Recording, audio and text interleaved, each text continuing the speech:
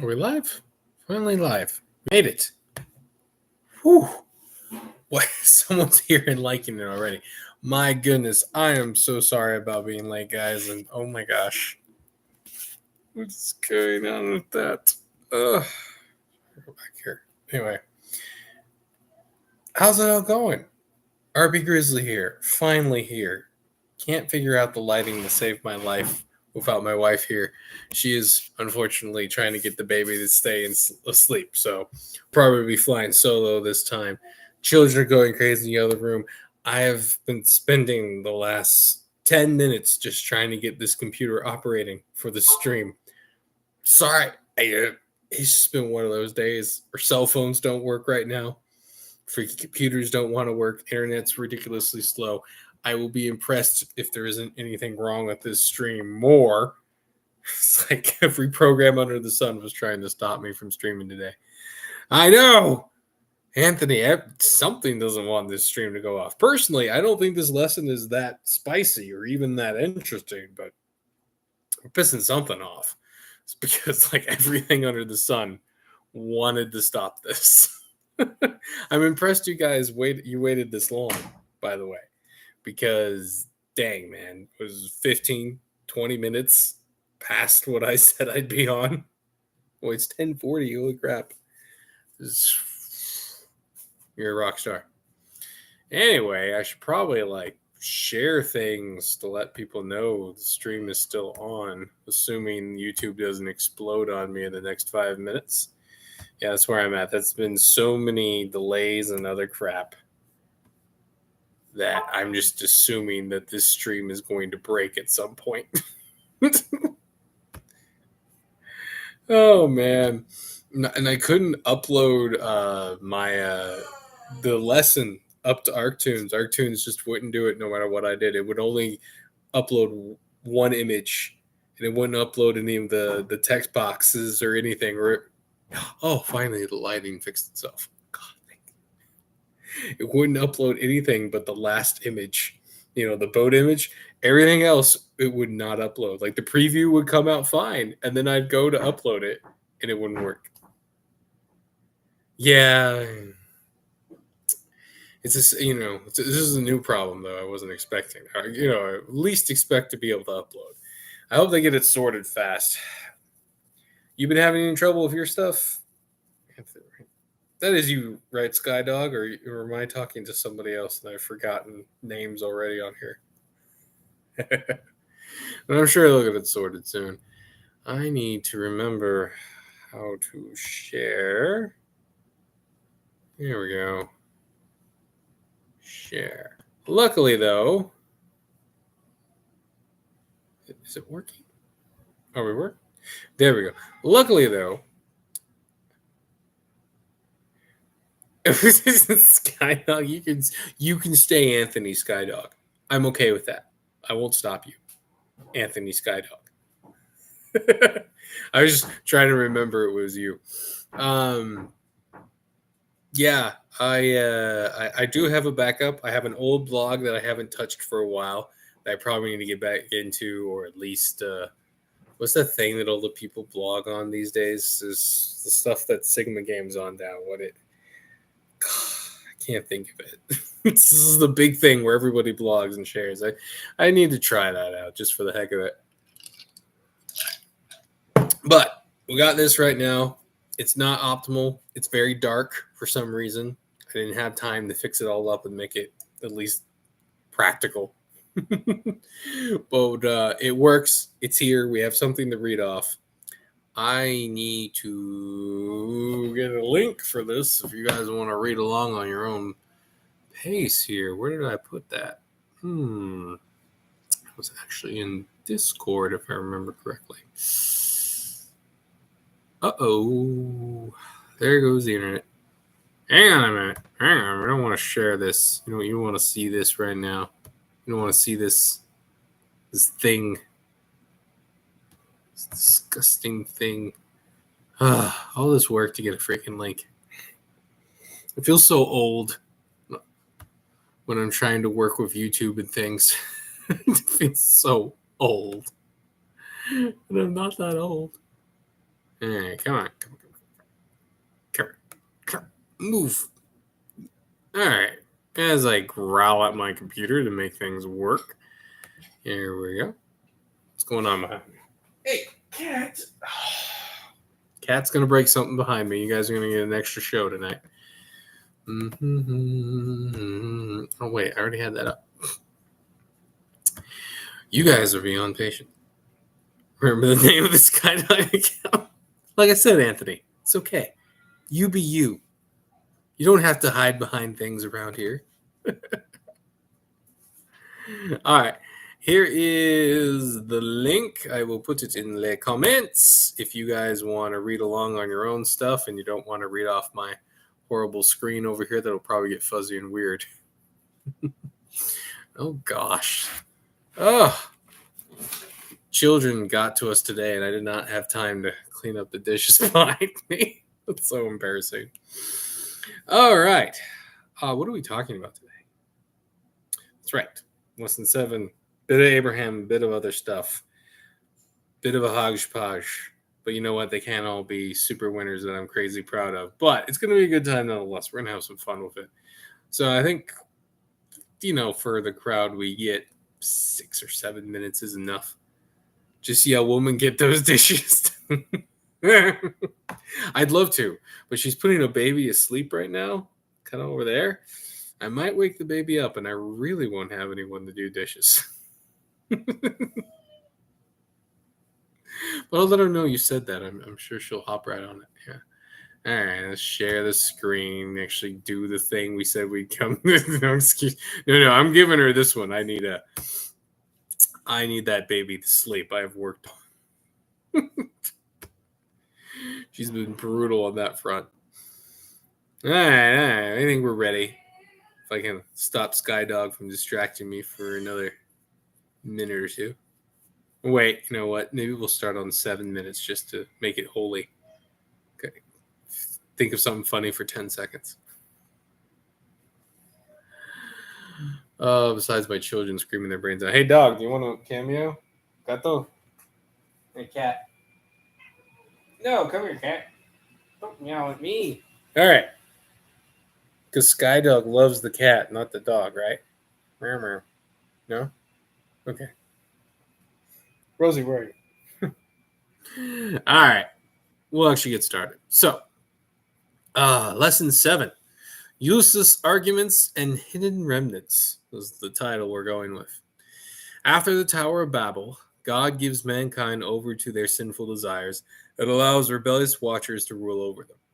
Here we see partly why the spiritual world is tied to land and souls, as discussed in previous lessons, as we see that the rule of these beings is given over the nations and is kind of divvied up, right? We see this again. We brought that up in the previous verses in Daniel, where, the Prince of Babylon, Prince of Persia, and I still haven't fixed that yet. I need to fix that and go, oh my gosh. But, right, the Principality of Persia, that might be a little less confusing. When I was a kid, it was always funny because there was that game, Prince of Persia, and then there was the Prince of Persia in the Bible, which is a very different thing, I think. I never actually played the game. Is it demonic? maybe it's more accurate than we thought. But, right, they're split up by regions and all this other stuff for whatever reason. Who knows exactly how they're cut up, but they do seem to be cut up between geographic regions and people group regions, if that makes any sense. So the Persians, for example, as a people, seem to have a principality over them. There also seems to be a regional thing, like the actual physical dirt itself. We brought that up with Naaman and all that in the last lesson. If you remember, Naaman wanted dirt so he could worship God properly. We're not told how he meant to do that, if he spread the dirt and it sat on it and then prayed on it. Though the point was the soil, the earth, the geographical region of Israel was important. That was the region that God claimed for himself, even as all the dark gods and rebellious watchers claimed territory for themselves. Probably getting too much into that, but you get the point. Well, let's get into the verse that kind of highlights this. Psalm of Asaph. God has taken his place in the divine council. In the midst of the gods, he holds judgment. Now it's funny. A quick side note about this: what the late Dr. Heiser, may he rest in peace, and I'm all on the tangents. We barely got a paragraph in. I'm all on the tangents, but Dr. Heiser was so awesome. But man, he was so funny about things. Like he bent over backwards to try to say that the giantism in the Bible wasn't giantism, or it wasn't just like 7 feet and everything was exaggerated. Like children are breaking things, exaggerations, and all this crap. And it's who's he doing that for? Right? The Bible's pretty clear. It doesn't really. You have to like do all kinds of twisting with the language. Say, oh, even though his bed was like 15 feet long, he wasn't actually 15 feet tall. Even though they were kind of referencing it with his size and how much it freaking weighed, and hinting that this was a really big dude, the King Og who died. Right? They have to go all the way around it. And it's strange and funny because he could accept the concept that there were Nephilim and sons of God, rebellious watcher beings making children amongst man, but he couldn't accept the idea that they might be abnormally tall or something. He was like, no, there's no archaeological proof of this whatsoever, even though archaeology, has been corrupted for quite some time and often got things wrong and has been caught covering things up over and over again. It's not really that much of a stretch to say, hey, they just have been ignoring all these giant bones and whatnot. And my children are going absolutely insane. I don't know if you guys can hear them. I hear calls of poop and crashing. That makes me uncomfortable. I might have to get up and take care of that, but hopefully not. Like, wife. And so,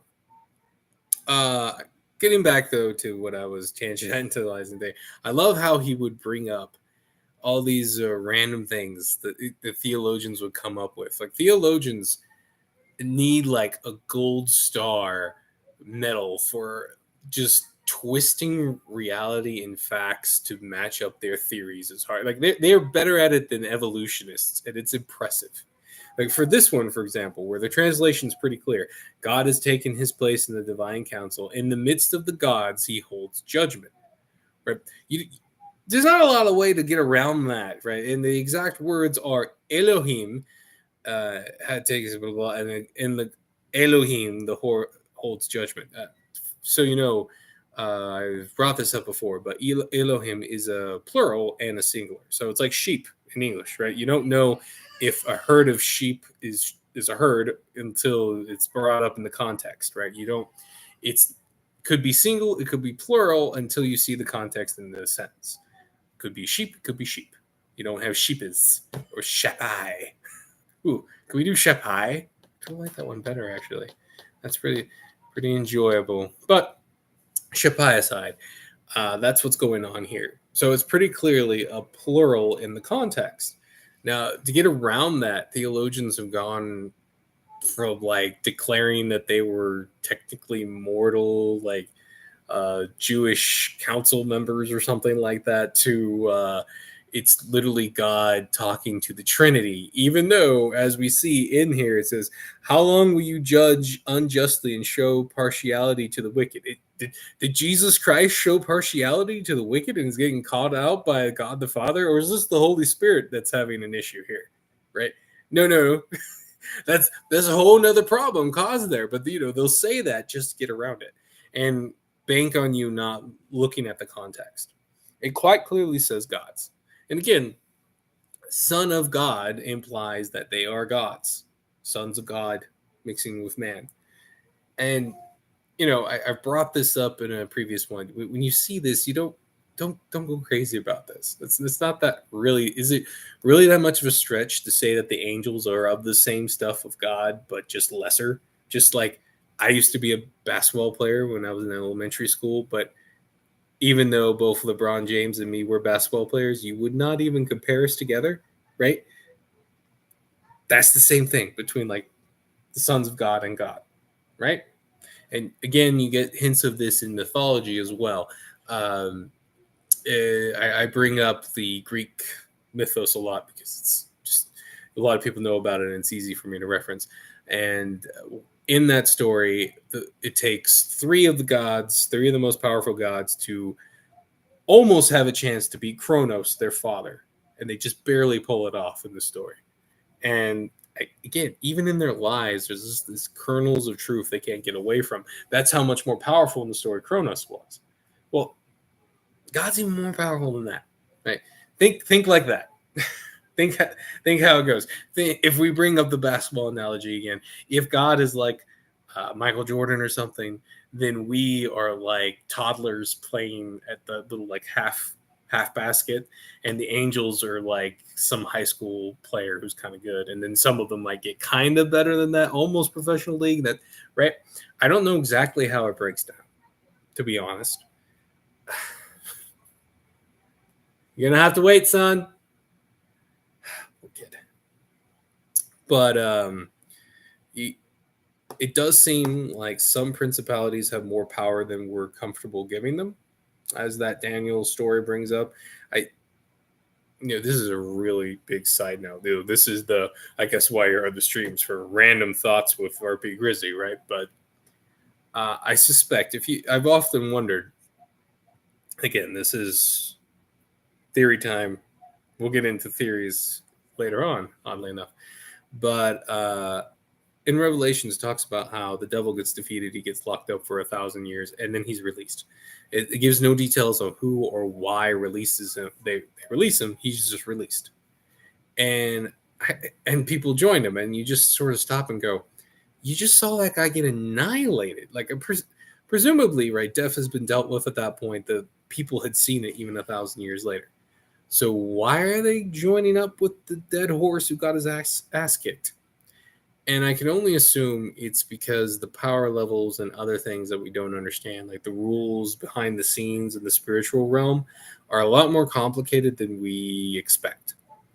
And that's going to be a big shock for a lot of these boomer types who are going to be Christian and make it. Like, I know the idea that any boomer makes it into heaven kind of bothers any millennial or Gen Z fellow, but I'm sure some of them are going to have to make it, and they're going to have this big shock moment when they realize, oh yeah, gods, divine councils, people have jobs, things to do. It's not just retirement in the clouds and all this other stuff, right? It's going to be a huge shock.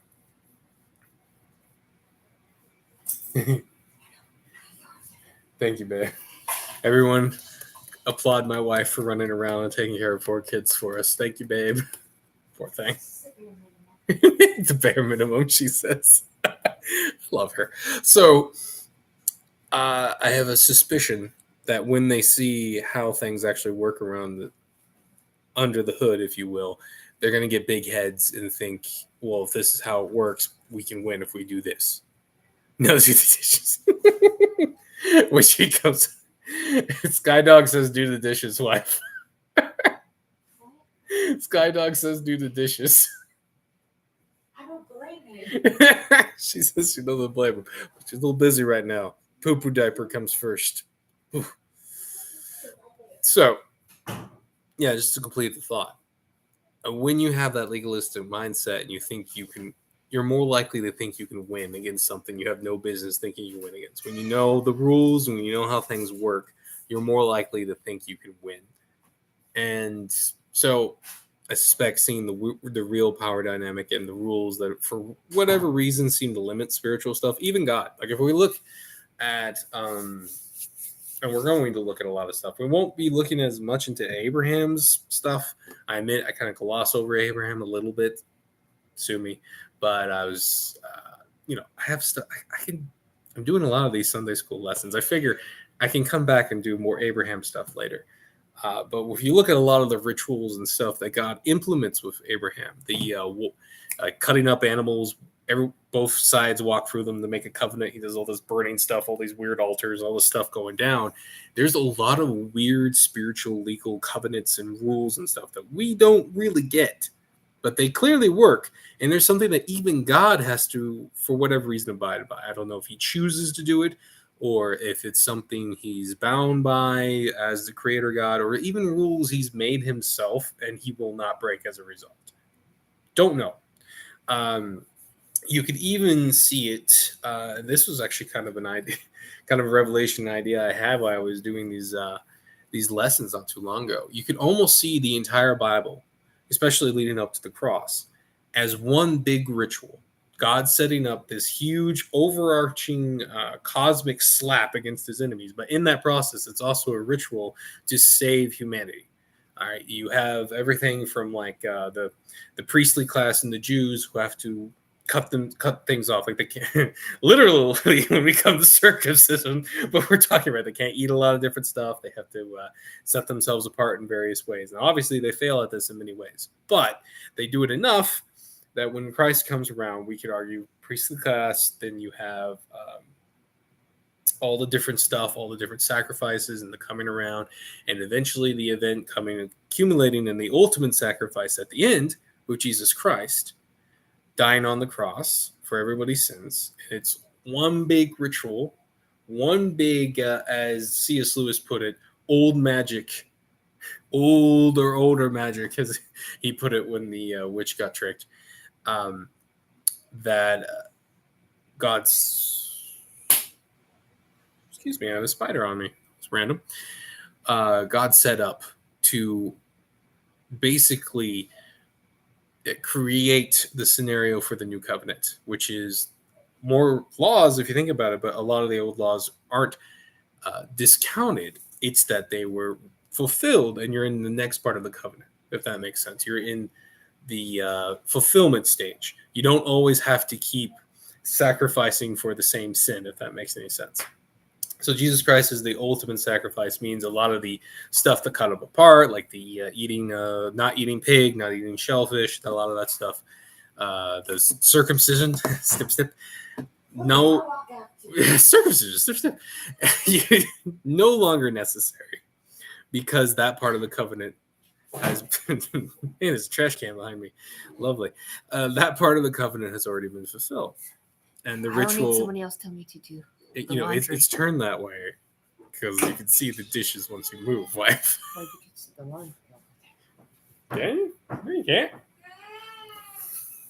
What do you guys want to see, dishes or laundry? there. Shut up. It's been one of those days. I don't think I'm making that completely clear, so I'll probably keep going. But yeah, if you think of the Bible as one big revenge story and then one giant ritual that's completed, and we're in the next stage, that fulfillment stage of, let's say, a guilt offering, right? The guilt offering's already done. Your guilt's already been paid for. You don't have to bring the offering in constantly. Okay. The children are coming through all the walls. All right, let's get back into this. So, how long will you judge unjustly and show partiality to the wicked?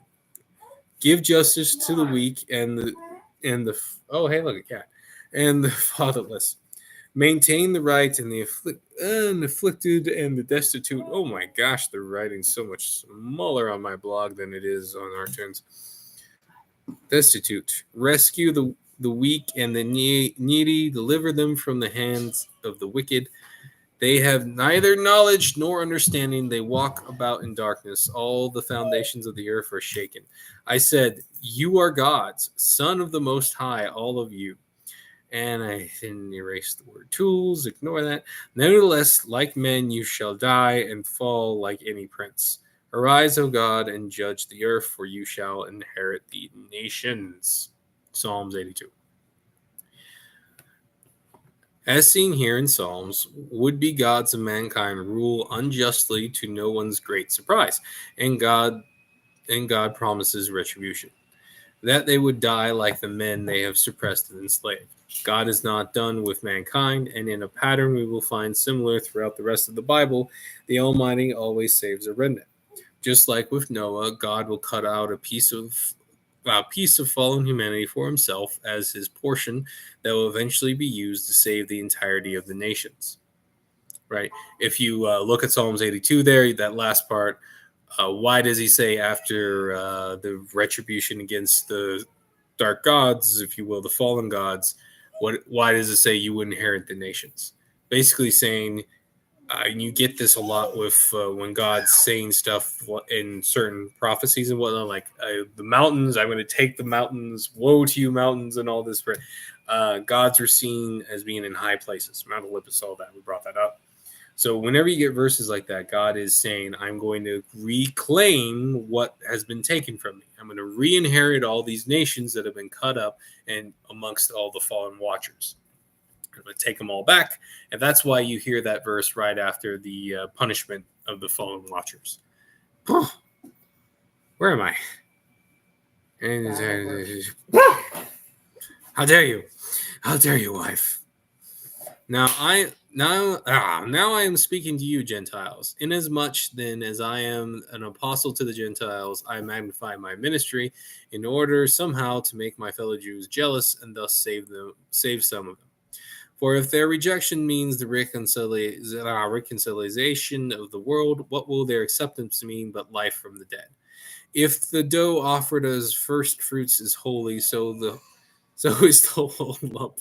And if the fruit is holy, so are the branches. But if some of the branches were broken off, and you, although a wild olive shoot, were grafted in among the others, and now share in the nourishing root of the olive tree, there I go, missing the word tools again.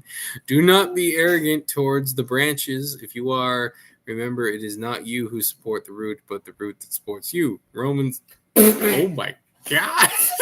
Save the cat. Man, I kind of wish you'd put that on screen. That was hilarious. We almost lost the cat to a cup.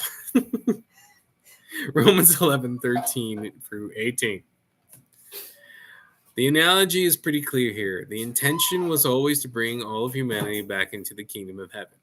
What the point of the cross and the resurrection was all about. Reclaiming the discarded nations ruled by freaks and their corrupt... Does she have coins? No, okay, she has the bell. Corrupt divine...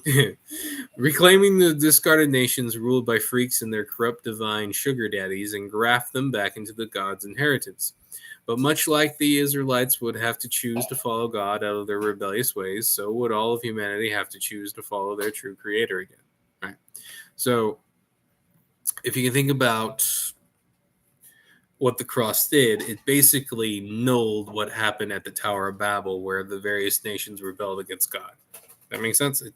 It allowed anyone to rejoin God's kingdom and family. Yeah? What are you doing, growler? Distracting child.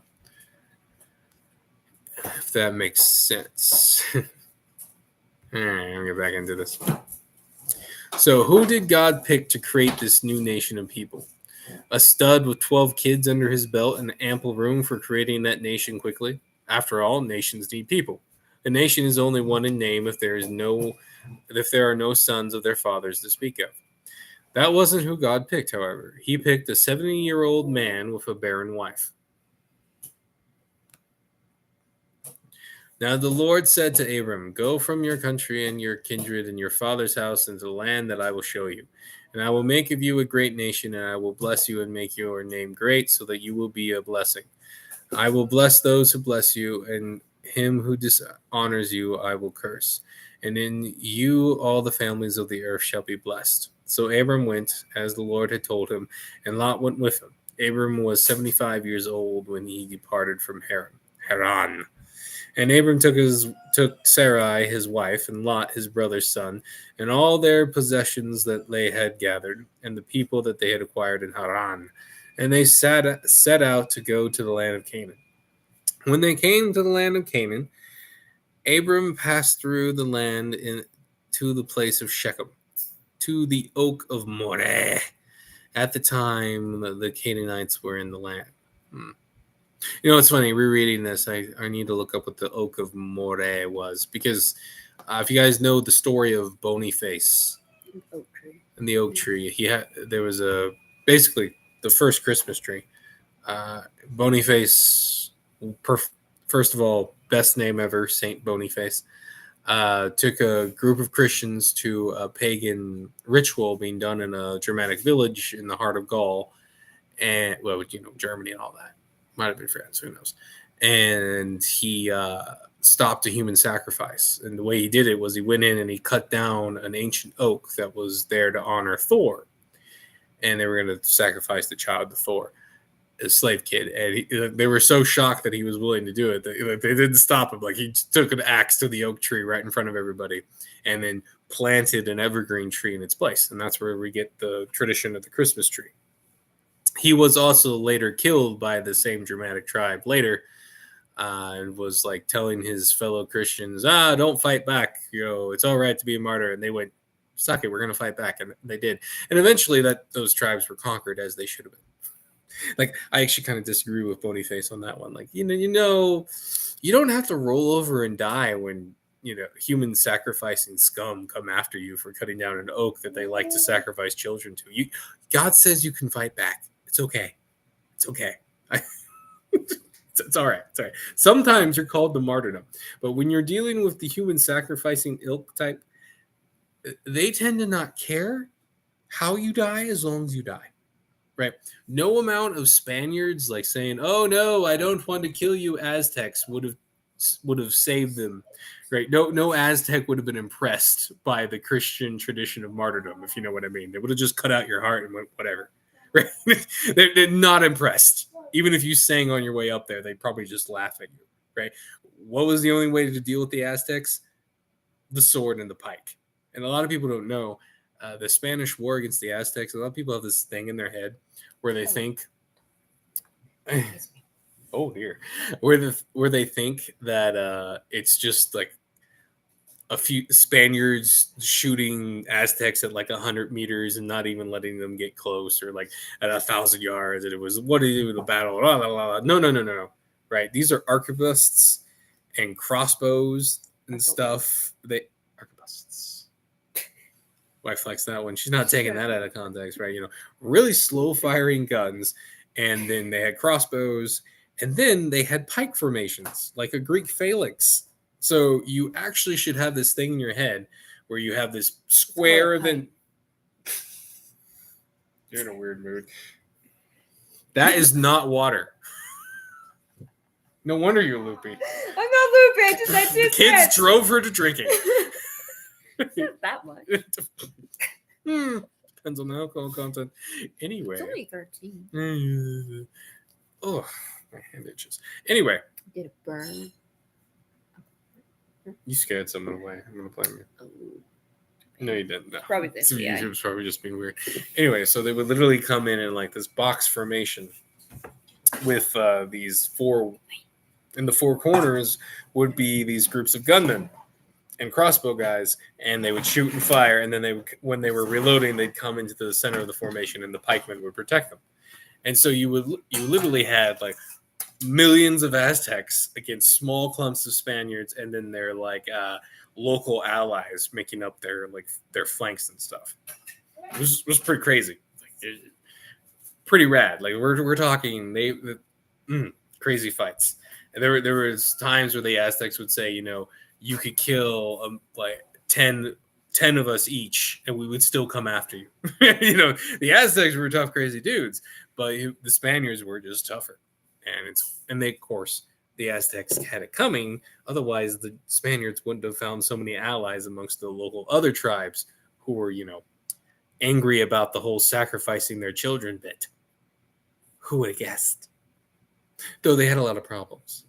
The Spaniards had this problem with their allies, where they'd be fighting, they'd be winning a battle or something, and they'd look over and they'd see that instead of like marching and charging into the enemy like they were supposed to with them, their allies were stopped, literally eating the dead on the field. Because remember, they're cannibalistic tribes too, just like the Aztecs. So they had all this thing about eating their enemies, right? And the Aztecs had abused them for so long that they were like, "Well, we're going to do it to you," and they wouldn't. So the Spaniards had a hard time keeping discipline and stopping their allies from cannibalizing the Aztecs in return. It's like, what a strange problem. I imagine some padre born in like Galatia was not expecting to have when he got on that boat that that he was going to have to stop local natives from eating other natives on a battlefield, that they needed them to fight, not eat people. On that note, if the Aztecs were less focused on, eating people, like a lot of their weapons were kind of designed to bludgeon. I mean, they'd kill you, but it was a lot more like try to capture you and sacrifice you on a temple was kind of the idea. So that meant when they went up against the Spaniards, who were 100% all about lethality, they just, they would lose tons of guys because they couldn't get through the armor with these blunt weapons. Though there was their one tribe in the north that I think the Russians dealt with, that had like actually had like plated wooden armor and weird stuff. Wouldn't stop a bullet, but it was interesting. Yeah. I'm all over the place. I gotta get to this. Where was I? Pike and War. Woo! I know. I got a little excited. Oh yeah, just because of the oak of Moreh. Yeah. Then the Lord appeared to Abram and said, "To your offspring I will give this land." So he built there an altar to the Lord, who had appeared to him. Genesis 12:1-7. Do you realize, wife, that we're like 8 lessons in and we're still like in the first 15 chapters of Genesis? By the way, guys, by the end of this, we will be at the crucifixion. At the birth of Christ. We got a long way to go. I had to imagine that if the rebellious God had been watching, they are watchers, they'd been laughing hysterically at the choice. Indeed, if we look at Abraham's life, we come to the conclusion that the devil and his cronies largely left him alone. Child, don't do it. Don't do it. Down. Don't. My child is threatening to roll off the couch. Don't stop smiling. Get down. Why, you're going to have to get her. You know what I realized? What? She's a natural poser. Yeah, she is. We'll get her before she poses herself into that corner. Oh, man.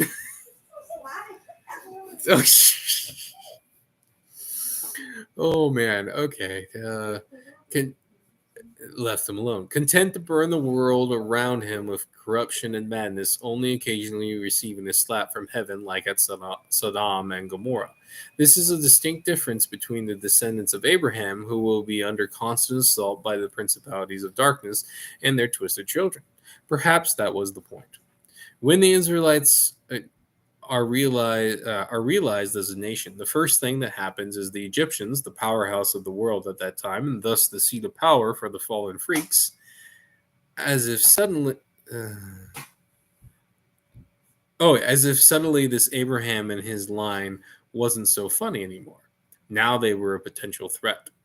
God may have been using someone his enemies didn't view as a danger to have time to build up the Israelites before confronting the fallen ones with them.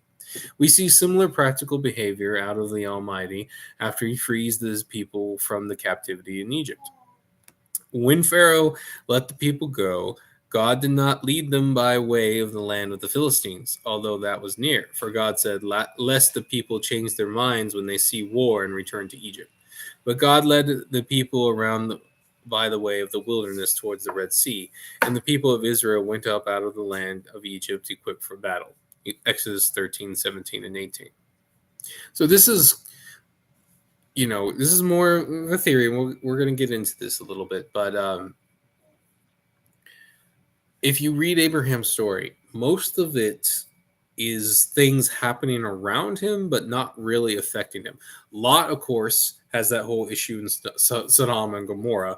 But for the most part, that's Lot, and he's just in the wrong place at the wrong time. If he hadn't have gone there, it wouldn't have been an issue, right? If he hadn't hung out amongst all the evil people, nothing would have probably happened to him, if you know what I mean. He was, it was a constant problem too. Like there was another part where he gets captured because another king takes whatever. I don't know if it's Sodom or Gomorrah, but one of those cities, right? And they take Lot away as well. So Abraham comes with all his guys. Yeah, he had guys. He had a little mini army. And they annihilate the raiders and get Lot back and take all the stuff back. It's really interesting. But for the most part, they leave him alone. He's scared that they might do something every now and then, the leaders of the lands he's in, but they just kind of leave him alone. It's very strange when you think about it, as I brought up, how the spiritual attacks really amp up after Egypt. After God reveals his plan, not all of it, but basically shows his hand, shows, hey, I've been building these people up in secret. That's when the attacks start coming. That's when dark gods constantly come around trying to trick the Israelites into following them. Right after, we'll get into it, of course, but right after the Israelites leave Egypt, what happens? You have that whole incident with the calf, the symbol of Baal, right afterwards. Where they're right, the Egyptian gods get struck down. Right after that, the Canaanite gods are right there to pick up the pieces and try to win. Right. Because after Egypt, God's getting more aggressive, right? He's set up his army and he's coming in to take the hot spot, Canaan. And the fallen watchers obviously now realize what God was doing and they get more aggressive. But again, this is a theory. It's just a theory. We'll get into why I think that's important, that it stays just a theory. That said, we shouldn't ignore the fact God sees what we don't as seen when see, what a sentence. You can tell I wrote this today and haven't changed it much yet. Yeah, it's squawking kids all day. Oh my god. And it was actually, yeah, I'm sorry about the lateness, everything. Did I write it today or was it yesterday? You wrote it today. You rewrote it this morning. Man, sorry about being late with that. Like I was rereading You're it, late and there's re-editing everything, and I realized I wasn't happy how it came out, so I had to rewrite this whole thing, which delayed everything. And then we've had nothing but technical difficulties since.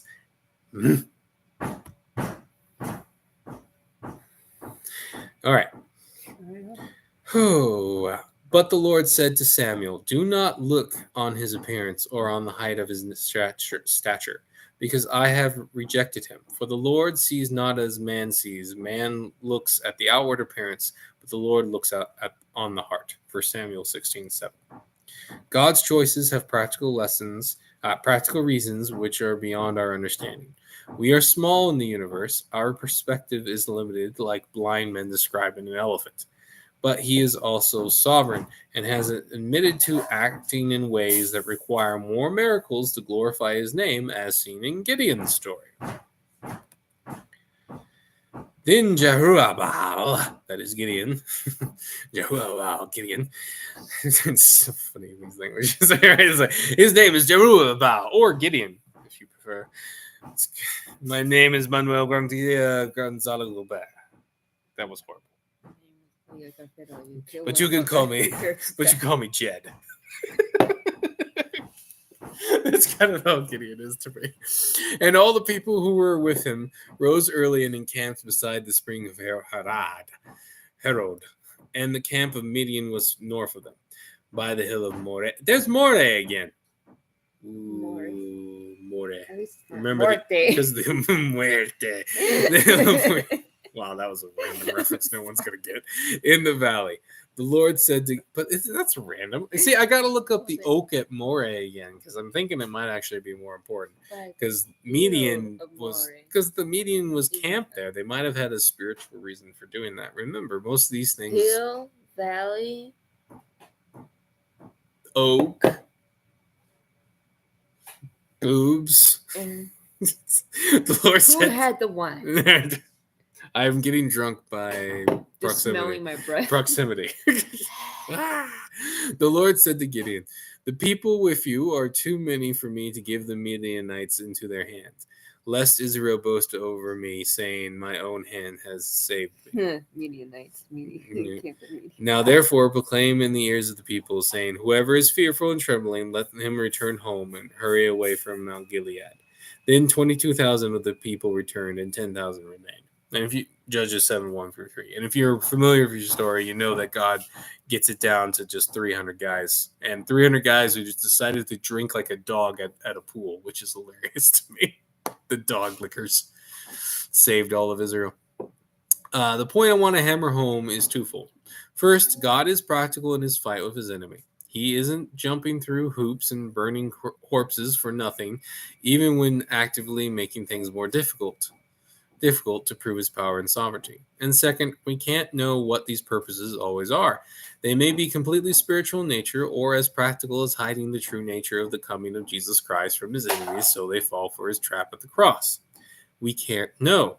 So don't get caught up in too many details. Don't get caught up in the theory crafting, bro.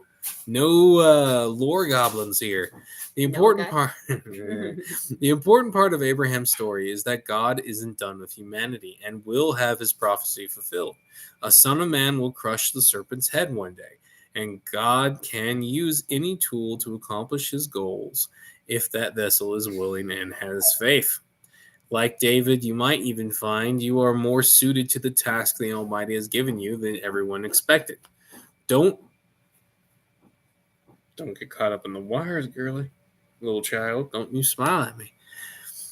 Like David, you might find you are more suited to the task the Almighty has given you than everyone expected. Don't allow theories and wonderfully clever ideas about theology get in the way of God's word speaking to you and others. Have nothing to do with foolish, ignorant controversies. You know that they breed quarrels. 2 Timothy 2:23. The body of Christ would do well to listen to... Oh, shit. Timothy. Is it Timothy or Paul? It's Timothy talking to second. No, it's Paul. It's Paul. It's Paul because it's 2 Timothy. You need to get the Bible. I need to remember. Oh, there's so many details in my head. Skydog might know. Skydog, is it Timothy who wrote Timothy, or is it Paul writing to Timothy? I think it's Timothy. I'm pretty sure it's Timothy too, but I could be wrong. Timothy wrote Timothy? Just like John wrote John. John wrote John? Wrote. But Paul wrote Romans. It's not called Paul. But the Romans didn't write Roman. Titus didn't write Titus, did he? He wrote Titus. Titus wrote. He's so tight. So it's probably Timothy. God. Paul wrote to Timothy and told him to chill out. Ha! Ha! Ha! It was. Why you don't listen to women? Especially women drinking wine. Yeah. Yeah. What is she doing? She's probably looking at the neighbors driving through the cul-de-sac again at 11:25 at night. Sorry, we're staring at a dog butt right now. Don't ask. But thank you, Skydog. All right. Ooh, so I did write correct. Listen to Paul for once in its existence. We are far more obsessed at smashing each other while actual cannibalistic Satanists run our nations and denominations. Whether Protestant, Catholic, or even Coptic, don't get distracted. Don't waste energy on fights that we can't know the answer to anyways. Let God use you and have faith like Abraham, and maybe we can get back to fighting all those freaks who want to kill and enslave our children, please. Yeah, I'm a little salty at all the Protestant Catholic flame wars on SG when I wrote that. I'm not gonna lie, it's so freaking dumb. I remember as soon as I went on SG, I was like a That was person that interesting. popped up, and I'm like, what the heck am I running into? It's so troublesome. And I don't. It's one of those things that bother me so much because, yeah, you know, even if, right, you take the full Catholic bro view that Protestants are heretics, well, there are literally satanic cannibals ruling us and pedophiles and all those elites. They're a little more important than a heretic who's a heretic because he believes that he wants to have crappy wafers at communion and doesn't believe that they actually turn into the body of Christ. Like, you know, that's not very important. What she said. It's not very important in the grand scheme of things. That wasn't meant pervy. I was literally saying my child said something, and I thought that was entertaining. It was. I will slap you. This is what happens when you marry a Slavic. God. Coptics. But yeah. It's one of the more... Yeah, try saying that to a lady who's trying to be a minister. It's one of the more frustrating things I've ever had to deal with and think about. Because, and I'll be straight, there's a reason why I'm an equal opportunity offender when it comes to this. Because everybody, every denomination has completely, and I'm going to use language here because they're fucked up hard All of them. And the only reason why the Coptics aren't as bad as shape as the Catholics and the Protestant denominations, and notice I use that plural. There are more than one type of Catholic denomination out there, okay? The Latin Americans are basically a different church. 100%. I don't know how else to put it. Why do you think the first Latin American pope screwed things up so hard? Because the Latin American Catholicism is completely different. As expected, given their breeding and their cultures. Of course it was going to be different. It's not hard. They're literally taking the image of Mary, slapping a skull on it, and making it a death goddess. Did you know? Different. Only same in name. And that's okay. Because we're literally dealing with the nut job Protestants who are like, oh no, you pray in the spirit, you're a weirdo, or you play with cards and dance. Oh man, God, you must be evil. that's funny because my parents thought that was the Asian mentality. You don't play with cards in public. That was actually Sons of God. That was what we were raised in. No cards for you. Oh boy, I know about the dancing. I could get behind the no gambling. That's just practical, but not all card playing is gambling. Last I checked, not all dancing is not much. It is when you do. Anyway, her swing dancing is very nice, though it is provocative. Sorry. That's if you mix the Latin and the swing together. I'm sorry, I've seen pure swing. It's provocative. You're thinking of those flappers. Flappers? Hey, wife, you got some I flappers? never done. I'm flapping. You're flapping your I'm hand flapping. away. I'm a flapper. Bye. Let me take over the string. Oh no. Anyway. And the only reason why the Coptics aren't as messed up as the other denominations is because they went through communism. That's it.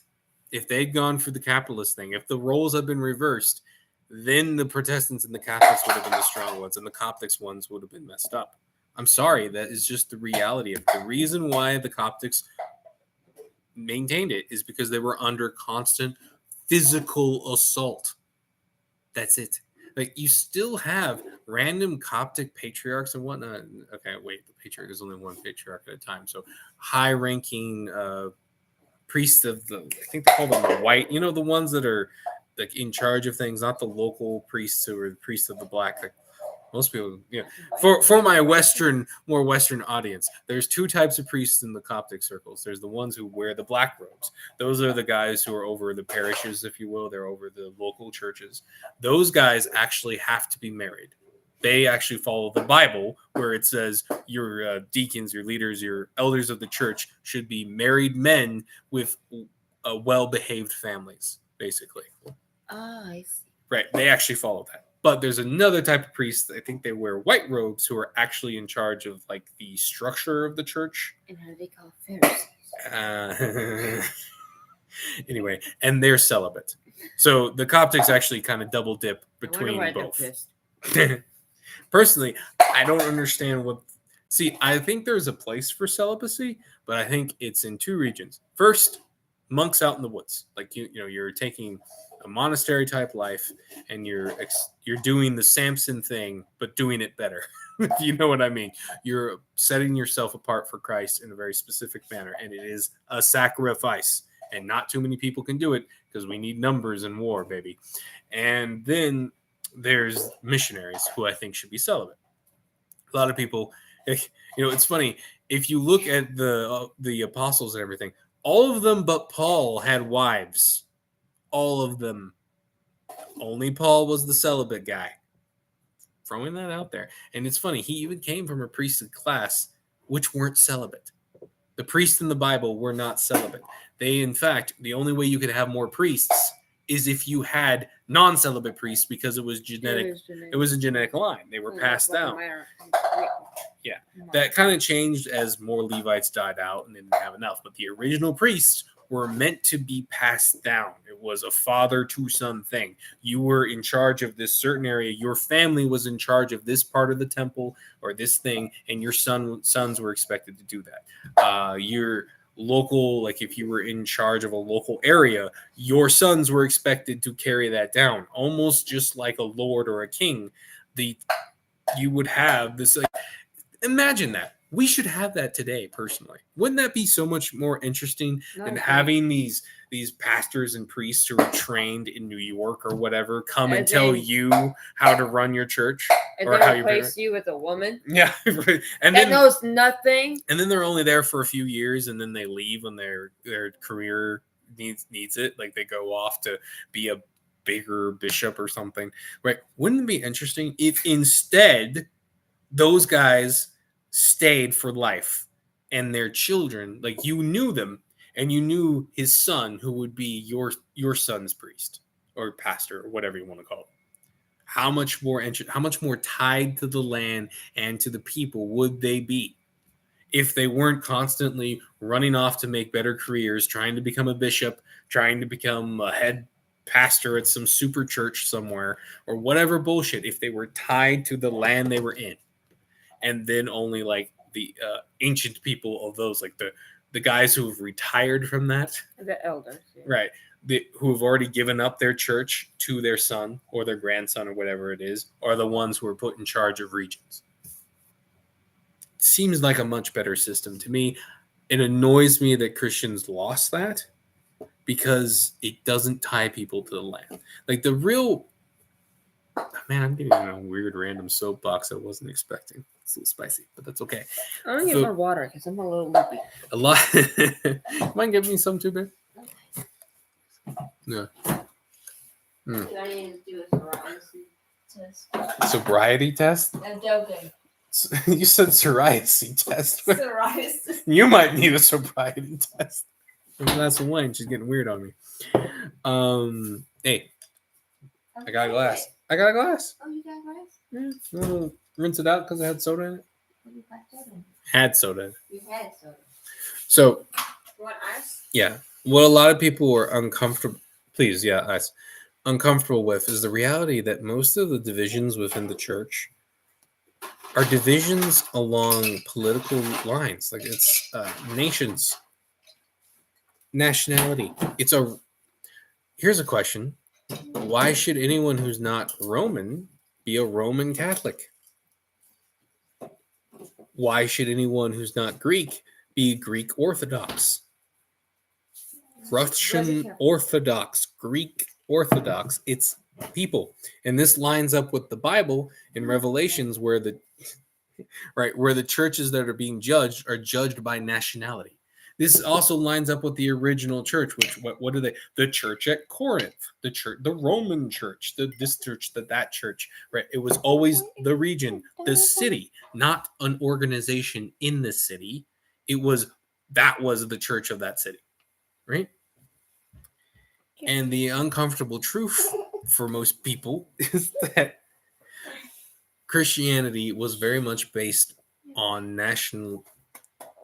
nations having their own churches. And we see the problem with essentially church-born empires in the medieval period. What they literally had Islam at the gates. Islam would have almost conquered the entirety of Europe multiple times. And multiple times they couldn't bring the entirety of Christendom to bear because they were constantly fighting and destroying each other. And a lot of that was political stuff, like, nations hating each other and all the rest. But you would have this interplay as the church was being used as a bludgeon by whatever group had genetic ties to whatever pope was in power, right? This is why you'd have situations where there were multiple popes at the same time, as there was essentially a civil war inside the church. And it wasn't whoever was spiritually correct who won. It was whoever had the most swords and fought better. That's it. Like, bothersome. And we could go on the harp on the Protestants. There was plenty of times where Protestants were killing other Protestant groups for political reasons. You take the classic, right? The Pilgrims. Why were they running off to America? Well, Two very interesting reasons, actually. The first one, because they disagreed with the current methodology inside the Anglican Church, current for their day, right? So it's the 95 species. And no, No? that's completely different. This is two Protestant groups fighting. Never mind. That's good. Okay. Right? They disagreed with the Anglican Church on several things. The King of England took an issue with that, taking it as an attack against the crown. Now, this is more logical than people realize because England has been attacked multiple times through religion. Crazy girl. So they were a little touchy on the concept. Very touchy, in fact. And so anyone who was kind of stepping outside the lines were being viewed as an enemy of the state, not as. You okay? Why would you walk into the table? Poor child. Yeah, the table's right there. And so they moved to Netherlands. They moved to the Netherlands, which was allied with England at the time before things got interesting. But they noticed that their kids were becoming more Dutch than they were British, and they wanted to stay British. So what did they do? They moved to the Americas where they could keep their religion and be nominally British. No magic dirt, right? No, they wanted to stay British. Very fascinating.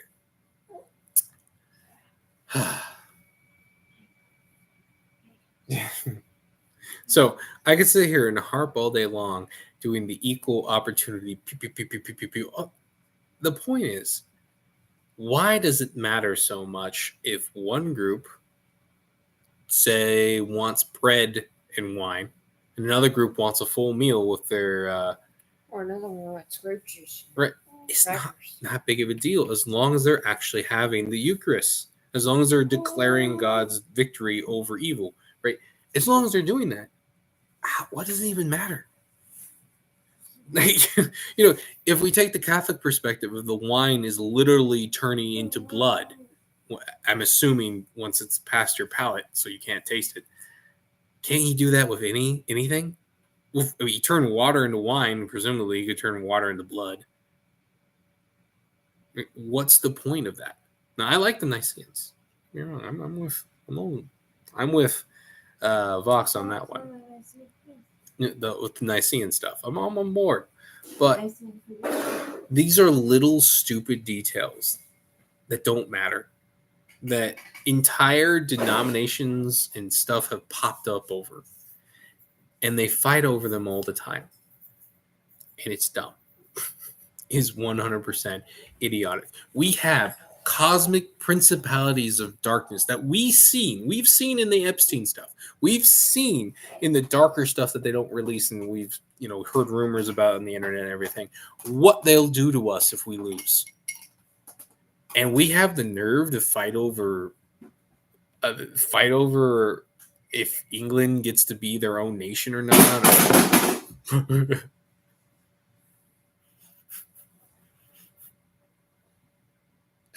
Sorry. Or I need to stop picking on the Catholics for everything. Or if anyway.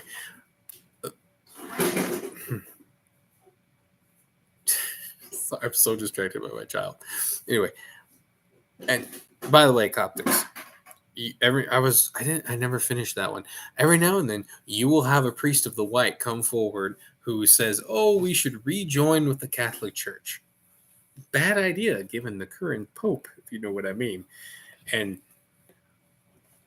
yeah, just showing that even in your leadership, if it wasn't for the fact that you guys have been under constant assault, those leaders would have been able to take over by now and turned you into what the modern Catholic Church is.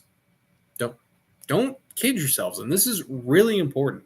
I know that might anger some people, but if you don't view it for the truth that it is, you can't fight it.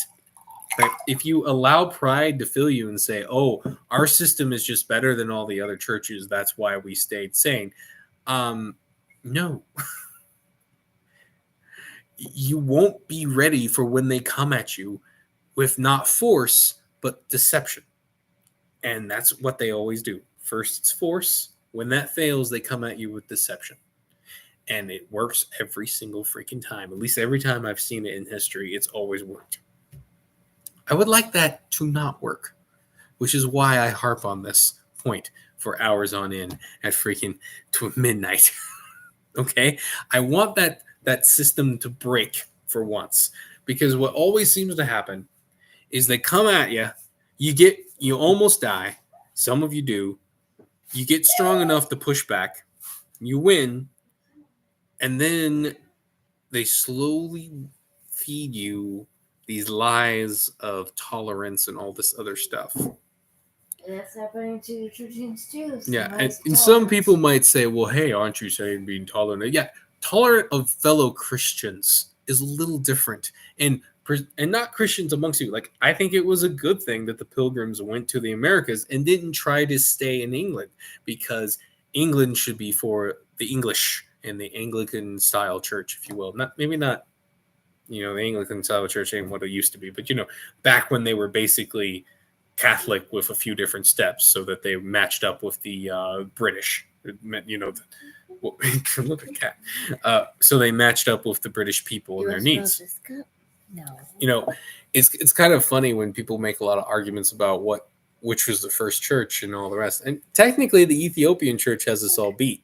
Remember, there was this whole moment where that Ethiopian guy, right, talked to, I forget which apostle on the road. That predates both the Coptic and the Catholic churches. Obviously, the Protestant church as well. So, I mean, maybe we should be looking to Ethiopia for our next high mighty father, holy father of the church, huh? They were the first ones.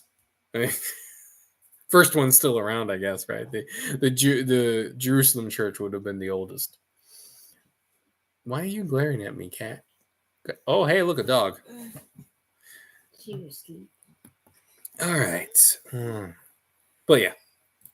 So I call for a lack of tolerance to pagan religions that worship false gods.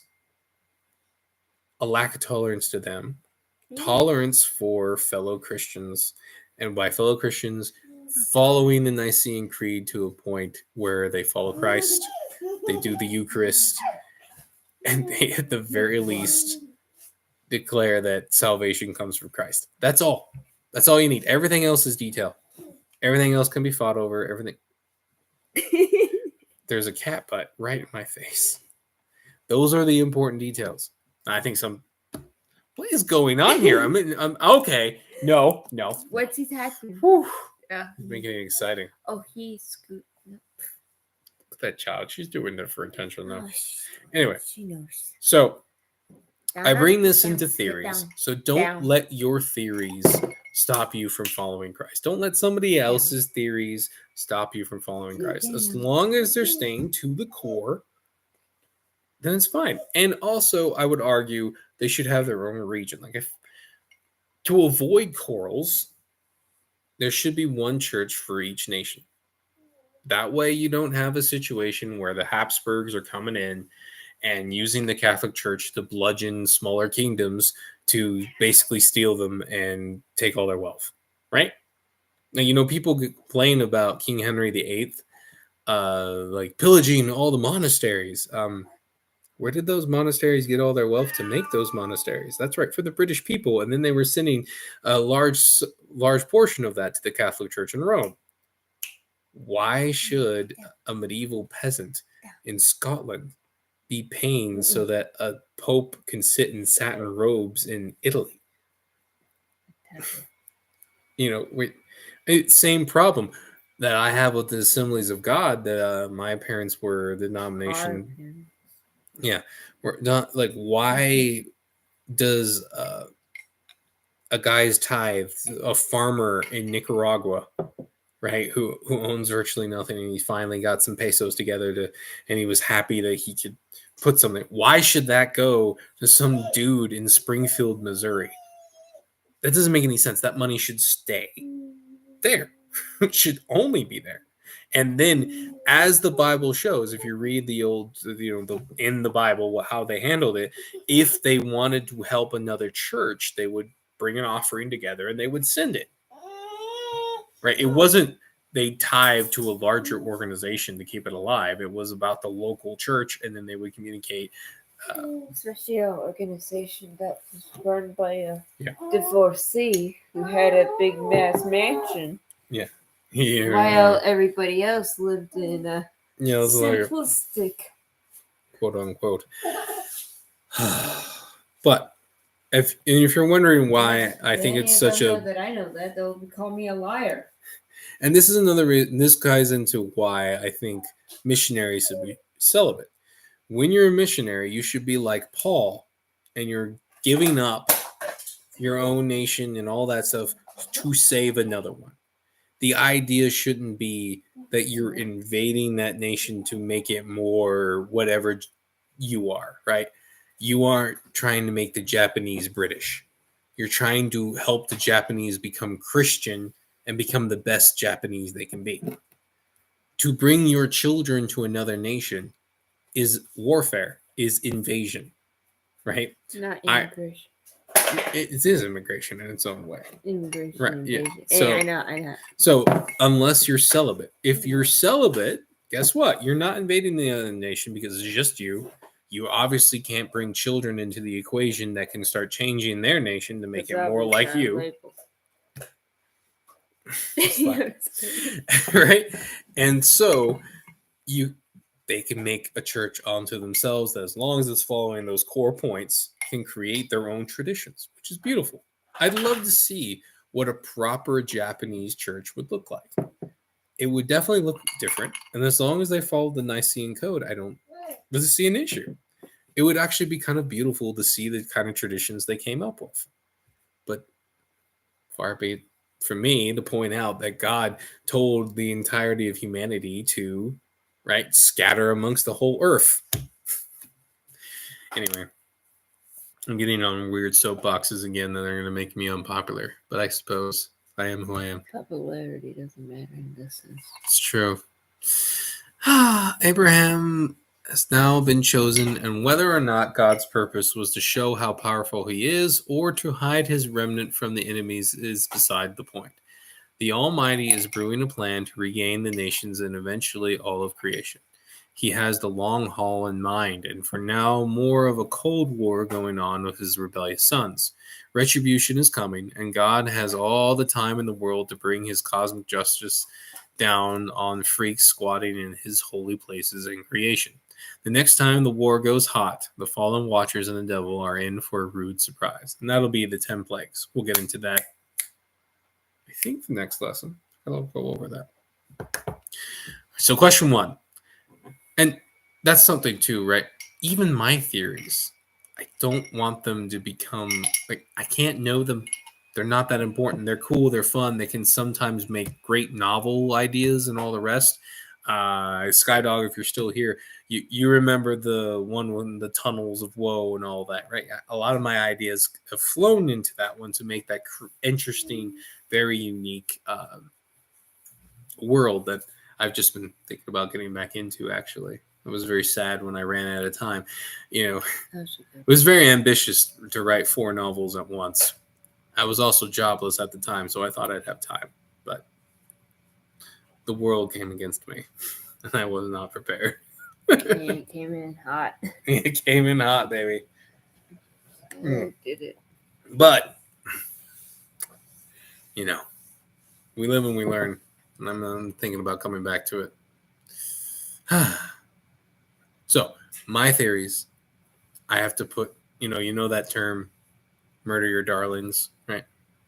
If it means not causing quarrels and all the rest, I will put my theories away. Like, it's those things of, if it's not, our fight is so desperate at times, especially in our age, right? In our time with everything happening, we don't have time to fight amongst ourselves. We don't have the energy. We don't have the numbers. We just can't do it. So, It's a pointless death. It's pointless. There's a reason why I picked World War I in the first lesson, because I want to highlight how Christendom has been turned on themselves. Like, it's funny how I have this lesson that's all about how unity is the devil's term and all the rest. And it is, because unified with pagan gods and evil is evil and will That's tear you down. conversion. Right. Yeah. But there is a division that causes amongst us that is satanic, in my opinion. And that's that division between churches that's along political lines. That's,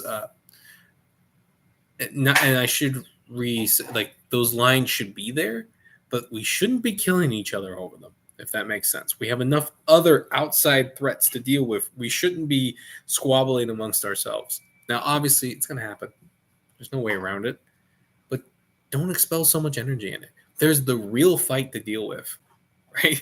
And you gotta save your energy for that. And there's no That's reason what I why tell you. Protestants, Coptics, and Catholics can't face the enemy together. None. There's no good reason for it whatsoever. And it's really, really annoying to see the devil creep this stuff in. So annoying.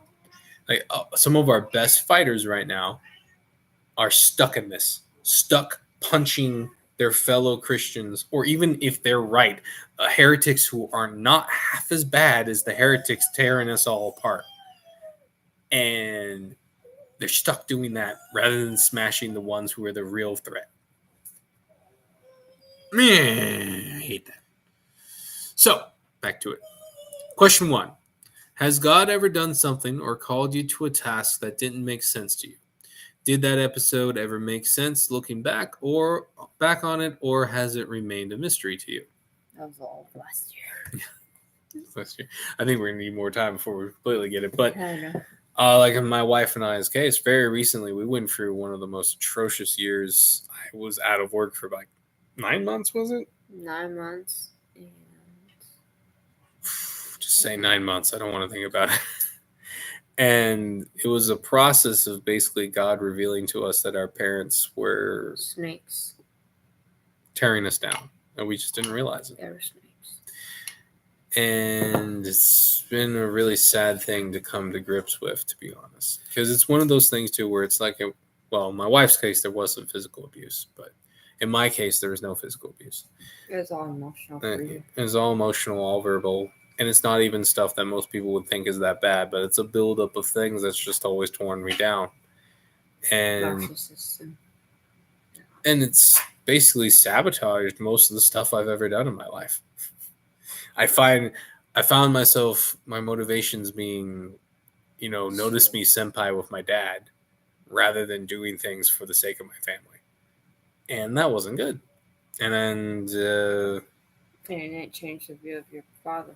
it did. It's a very sad, horrible thing that I had to do with, but I recognize why God did it now. And the only way we would have seen this side of our parents is if I had been out of work for that long, and that they had to support us. And seeing that mask come off was shocking, disturbing. Their support was like the minimal they could have done. Well, it's more like they used it as a bludgeon to force us to do what they wanted. Guilt trip. Scapegoat. Yeah, well, and it was more manipulation in games and controlling stuff. And they basically thought because they had helped us that they had a right to declare how our lives would go. They helped according to what they thought they would help. I mean, the typical boomer stuff of, not applying what the modern world needed and all that, right? Like, just going off of SG, it's actually not that uncommon that a lot of people went out of work for almost a year in that time period. And it's particularly scary with me. Like, I have a skill set. I can learn pretty much any job you give me, but I don't have a lot of bachelor's or job or like education or anything to back that up. So, it's a gamble for people to hire me. Even, if they knew me, they would know, right? Like that guy in the warehouse. He wanted to hire you, but HR was like, nah. Yeah, you're not black enough or something. You're not a woman. Yeah, that was almost a machine job for me, which would have probably boosted my family quite thoroughly. But HR lady came and stopped that. The manager wanted to hire me. The guy who would actually have to work with me. You actually met him on the floor. It's true. As I was walking into the building, You're he met me. delivering something. No. That's not No? what it was. Wasn't I it? was Oh. my resume. I was handing him my resume, and on my way to the office, right, he opened the door for me, and we struck up a conversation. He went, "Yeah, I want to hire you like on the spot." And then the HR lady came on high from her office. She saw us talking and put a stop to that. Let me tell you, basically told him. What a cork in it. Oh man, she basically told him to go back to work, and then told me to fill out an online application. That was never going to be viewed. And of course, because I didn't have anything that would have Had been. their two men talk. It's one of those things. What are you going to do, right? The world we live in is completely different than what our parents lived in. There are now Karens and black people and all this rest that will come out from on high from their offices and stop you from getting hired because you're the wrong color or you're making the wrong noises. Or because you have better morals than them. Or they just don't like you because you're going around them. I'm pretty sure in this case it was we weren't going through HR, and HR didn't like that. Power trip, basically. How dare you avoid the women? God. I mean, maybe you could argue that was a favor because I wasn't stuck in that situation, but that's every job, you know? There is no company that doesn't have a piece of this somewhere. Unless you're talking with like our little communities kind of companies and whatnot. But those aren't full companies yet. You know, the what should we call the amalgamation of the Dark Lord stuff right now? I will call it Dark Lord Inc. Dark Lord Incorporated. Dark Lord Inc. Dark Inc. as my wife will call it. You know, the amalgamation of different businesses and whatnot. It's getting close to what we would consider an actual business and company with positions and jobs you can try to apply for, but it's not quite there yet. They're still kind of a volunteer, small think, and they need to stay that way for a considerable amount of time. And anybody who is an actual company business has some form of this in it. There's no way around it because everyone was convinced they needed an HR, and all the HR people came from the same schools. Yeah. And what are you going to do? So, God, what was I talking about? Forgot it. Anyway, that was the testing. And at the time, it made no sense to me what God was doing. And he was, my prayer life was actually doing really well at this time. And God made it very clear that I was doing what he wanted me to do, which was shocking and scary because he was basically telling me not to waste a bunch of time looking for jobs. He basically told me if I looked for jobs, that he would frustrate my search. And I was like, what? Why would you do that, God? And every now and then I would break and I would look for jobs, and no matter what I did, it would fall apart. It was miserable. And our lives would get horrible. My dad would be calling. It's like, why hasn't he found a job? Sometimes you need to bend your morals. I'm like, what do you mean by bend my morals? Literally telling you want me to bend my morals? You want me to sin? Easy. I know you're very passionate about it. Fair. I was compelled to talk to him, and I did. It did nothing. Confront him. Yeah. Basically, it came to the point where God called both of us to confront our parents on the paths they'd taken in life. This is really weird, too, because they're both... Oh, sorry, Katie. Sorry, wife. And they're both ministers. They're both pastors. They're both missionaries. And they're both boomering it up in weird ways. Like, I remember when in my dad's youth, he would go out in the jungle. Like, he'd go to villages where they'd never seen a white man before to preach. That dad, I remembered, impressed me. He wasn't, as I point out, he never had quite the theology or the view on the world as I would prefer. But that, when he was younger, he really impressed me on his dedication and all the rest. And now it's like, it's basically retirement. He calls it ministry. It's basically retirement. His ministry now is he plays darts at a bar to try to talk to tourists or retirees who have abandoned their families and created new families amongst the Latinas down there. Like, that's like really bad. And then my dad, who adopted me because they were above the quota. Yeah, according that to was the AG, impressive. you know. They told the organization to screw it. They were gonna get me, even though it was above their quota for having how many kids they needed. And they said, "Stuff it. We're gonna do it anyway." And yeah, her dad used to like he did crazy stuff. Like he crossed the border. He crossed the border with people with machine guns. And like dangerous shit. Was Vietnam, right? To get Bibles in Vietnam. Yeah. Back when he actually got Bibles in China too. Like but back when they were really bad about that stuff. And then recently, like when my mom was still alive, he didn't tell his boss he went over to Vietnam again or Burma. Burma was Burma. During the war with the Quran. Big difference. It's a tribe. One's a tribal. One's a tribe. One's a book wife. Yes. I'm still. I'm still a little shaky. I'm sorry. It's okay. It was very, and you have to forgive her. It's a really fresh wound for us. We're still healing from it. And a lot of people, especially any boomer type person, is not going to even understand what the problem is. There's some Gen Xers. Yeah, and I find it's really interesting. Even millennials, we're younger millennials. I'm only a couple of years away from Gen X. Gen Z. Excuse me. I'm 1 year away from Gen Z. Gen Z, right? And so we find that, just like how older Gen Xers are more boomer than they are Gen X, we find we're more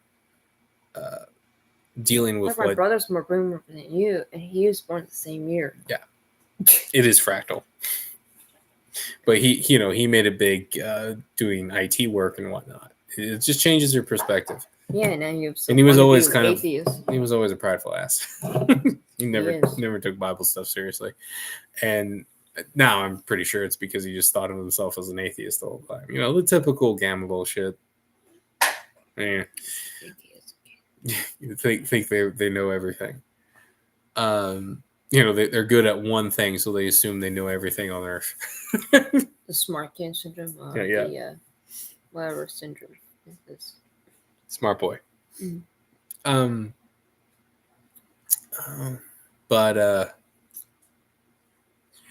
Yeah, we seem to be going through a lot of what Gen Z is going through. And to top it off, another reason why I'm kind of different than guys like my brother-in-law in that sense. Because you're a Christian. Well, there's that. But also, I ended up not working as soon after college. Those couple years made all the difference. I bumbled around. I was having trouble figuring out what to do with my life. And God actually kind of warned me over this. He professor? Yeah, he basically, God was telling me to drop out of college, and I was too chicken to listen. I regret that so hard because college was a complete waste of time for me. Absolute waste of time. The only thing it helped me do was realize that I had not to marry. Yeah, that too. That did help with that. But I learned that in the first couple of years. I didn't need that for the next couple of years. And I would have built up a lot of confidence if I had dropped out. Ironic, right? If I had dropped out, I would have had more confidence. Hilarious. And then what else was you distracted me? But I also learned that I was a decent writer and I was really good. I should do something with it. But again, all those things I learned my sophomore year, and God basically told me to drop out my sophomore year. So if I had listened, be roommates with my brother. Yeah, if I had listened, that was the other brother, not the one brother we're talking about. This brother became a tranny, so right. There's an odd amount of missionary kids who become trannies, by the way. It's abnormally high. Or get married and then decide to be in a friend zone after being married for a few years or something weird stuff. Weird sexual stuff. And it's another reason why I think celibacy amongst missionaries was probably good is because it breaks the kids from their parent culture, their home, but they can't integrate with the culture that they've grown attached to and grew up in. The third culture kid book. That's bull crap. Yeah, basically, it creates people with identity issues that are easily manipulated. Don't like it. Don't like it. Not good. And, I actually really enjoyed it. It enjoyed my missionary upbringing because it created a person who could look at society and tell you to stuff it, right? It's why I'm here. It's why I'm able to, what's why Vox spoke to me all those years ago, is why I was able to overcome all the lies. But it also meant that I have no connections to work with when it comes to jobs and all this other stuff because nobody wants to hire me in the missionary. The HE, yeah, they don't want to hire me anymore. Even though I had their name, their number, I knew them ever since childhood, they wouldn't want them hired. Even if you use them as a reference or anything, no hire. Well, they would hire my brothers. They didn't hire. They would hire a witch, but they wouldn't hire us. We assumed they didn't know she was a witch, but don't get me wrong. They should have known. It was pretty obvious. But they were too busy with their mansion and their backroom deals. And probably witches. They were stooping and prostitute witches. Bathroom deals. Bathroom deals. One of my likes to go. Down the drain. Yeah, well, this was a long way to say, hey, this was a time that we didn't understand. But in retrospect, we realized God was trying to show us the problems that we couldn't see because of our emotions. Anyway. Whew, that was a long one. I'm so sorry. No, it needed to come out right. All right, question 2. Have you ever been around a group of Christians who allow a dispute to distract them from God's will or his voice? How did you react to the situation? Yeah. We're just talking about this all day long. For me, the stupid Protestant Catholic flame wars on SG, just complete waste of time for everybody involved. And it's funny, like, the Catholic bros really messed up because you had all these Protestant guys who were looking at history and actually being really positive towards Catholicism, being reawakening to the roots of their churches and stuff, and going, hey, crusades, not so bad. Save us from Islam. Good time. Wow, cool. You Catholics are kind of cool. How's it going? All this. And then the Catholic bros responded with, you're heretics and you're going to hell. You're worse than Satan. Don't call us brothers, right? That's what. And the Protestants kind of went like, whoa, and then got angry and fought back as expected. Like, what?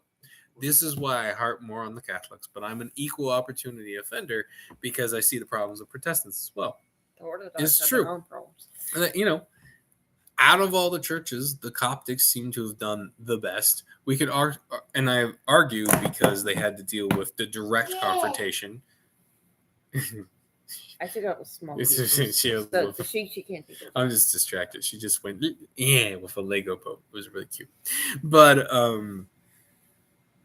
right, all the churches that had to deal with direct confrontation stayed very Christian. The ones that dealt with the capitalistic, the Western style, undermine your nations and your people style, right? All of those churches collapsed. Catholic, Protestant, they all fell apart. To ignore that is to ignore reality. And I don't think any church system can survive that cultural influence. Unless they're directly fighting it, they're all going to fall at some point. I don't see how any methodology could save you unless you're actively fighting it and pushing it out of your culture. Because eventually they're going to convince you to tolerate something you shouldn't. And from there, it's a slippery slope till you're having trannies in your streets. There's just no way around that.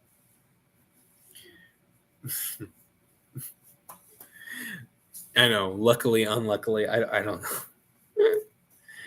It's one of those things of, on one hand, I don't like the idea of starving, but on the other hand, their cultures survive that a lot better than the Western cultures are surviving capitalism these days. And don't get this wrong. Like, I view them both as bad. It's funny how, like, I love this meme I saw once where it had those stupid political craft thing. And it had, like, the communists, and they say, oh, it wasn't real communism, right? About all the crap that communists did. And then they said capitalism, like, oh, it wasn't real capitalism. I forget what the other one was. And then the other one was, like, monarchists. it was a real monarchy, and it was glorious, right? That's kind of how I feel. Like communism and capitalism are just the same thing. They're the two different sides of the same coin, and they both lead, in the end, in the long run, to the destruction of people and nation. One just does it a little faster and a little more in your face. The other does it through economic and spiritual degradation. Right? If you think about it, if Russia and them, if the world had looked a little different, let's say the Mongols were still a thing or something, had gone through the communism and the Mongols were still around, what would have happened? Well, Russia would have been destroyed by an outside force invading them and killing them. And if they were cut off, they would have starved to death, right? It was because of the state of the world changed, and they gave in to the West, and then they were fleeced as a result, right? The other nations basically fleeced them. And we're expecting them to die out, but instead they turned back to Christianity and the Coptic stuff that survived all the purges of communism and had a resurgence. Is a very basic narrative of what happened. Very basic. Okay, I understand how basic it is, right? If you didn't have the stuff there, they would have destroyed themselves or been destroyed by an outside source. So that's why communism and capitalism I should explain. Capitalism leads to the destruction of your nation because you destroy the very concept of nation within your boundaries through the economics forces alone. Why can't I live in California anymore? Well, California has been taken over by foreigners through economics. And thus, it is no longer a nation, and we are no longer a people. And we were never allowed to be a people ever since we were created. We do exist, though. And you're a California exile. One day I'll come back with a bayonet, and I hope all you Californians will join me, because the only other way we'll exist is if we become like the Gypsies or the Jews, and I'd rather neither of that happened. Yeah, I'd rather I like my nose. I want to keep my nose. I don't want to be the Amish either, okay? I don't like intermarriage. Our only chance is to retake at least a piece of our land at some point. Doesn't need to be all of it. Given our numbers and situation, give me an island. Give me Catalina, baby. That'll be good. Let's all move there. Just at the fall of the empire, right at that point where the land's becoming cheap again, and no one wants to be there anymore. We're getting really close to that. The boomers at that and the land prices have collapsed, because eventually they will. They can't keep it up forever. That's when we do it, because no one's going to want to buy land there anymore, not even the foreigners. And the fires and everything are going to drive more and more of them out. And, this little thing of lack of water and food is going to be a bit of an issue for all those millions. Especially when for one stupid species. Especially also, we have the environmentalists constantly degrading their ability. Oh, you know what? We've already read everything. We read everything, yeah. So I should probably, my face is big. Oh, whoa. Yeah, you press that button, isn't it? You press that button again to do it the other way. That really, it is trippy right now. Yeah. I'll try to keep my bald head back. You saw how much I pour? I pour all the way up to there. Yeah, I told you. I'm feeling it now. I can barely walk straight now. Ooh, I better get this stream off. What? We're married. It's fine. But oh no. Now my mind got concentrated on other things, and now I can't think straight. Hi. Who had the one? You, which is why I can't. Who sniffed it? Me. Okay, shut up. Keep talking. This is a good stream.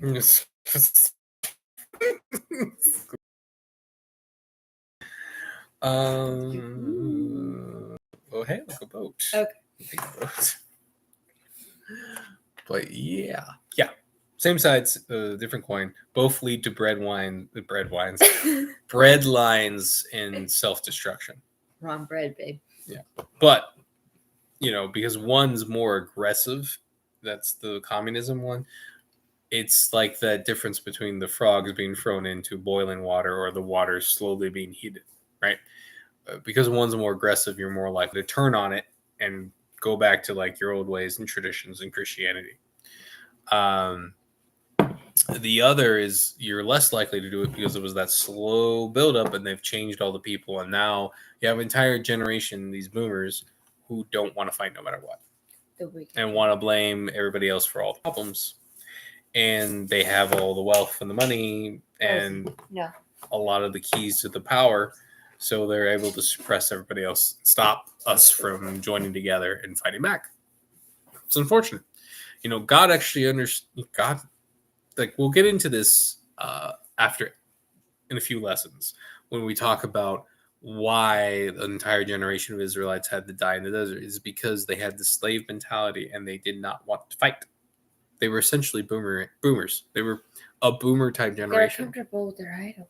Yeah, they were comfortable with with their slavery and the goods they had in Egypt and all the rest. It's funny.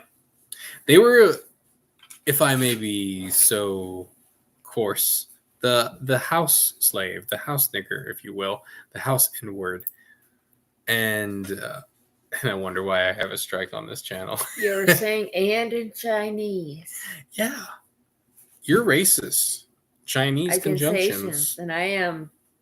What do you think about probably that? Something rather Asian because of Genghis Khan. Yeah. So. Yeah. Yeah, I had Asian friends growing up, and it was hilarious to me because I'd catch them saying that over and over and over again. And I was like, what are you saying? And they're like, it's like and or but or. They're like, and, but it's like nigga. And I'm this white kid sitting here going like, what the hell are they saying? You're sounding like a motorbike. No. You just got very fast tongue. Oh, that incidentally is probably why I have a foul mouth today, because I realized if that the modern church, like as far as I know, all the churches have this obnoxious view about cussing. Like they take some verses out of context and then just slap it to all dirty language. But what, when you really get into it, like what is the actual sin? Is it the utterance or the meaning behind it? Bless you. Things got out right. Is it, if it's the utterance, so the sound you make, then every time an Asian says that conjunction, they've just cussed and sinned. That's or obviously if you say not right. Vegetable in Thai, So but like, in America, that's a fuck you. That is literally fuck tong. Fuck tong. Fuck tong. Yeah, because that's better. That means pumpkin in Thai. Every time you say pumpkin, you're essentially saying fuck. So, and so, are they sinning when they say the word pumpkin in Thai? No, they clearly are not. I'm just so used to going to the vegetable. You're just to so the used market to and just asking for vegetables. say that in Thai. And you I like my vegetables. You do, know. I had like 3/4 of a glass here. The point is, right, it's obviously not the utterance, so it's not the sound. So it has to be the meaning. Well, then we're in a bit of trouble because if shit means poop. So if it's the meaning that's the sin, that anytime you refer to you mean donkey. Well, again, if it's the meaning that we're referring to, then anytime we refer to excrement or poop, you're sinning.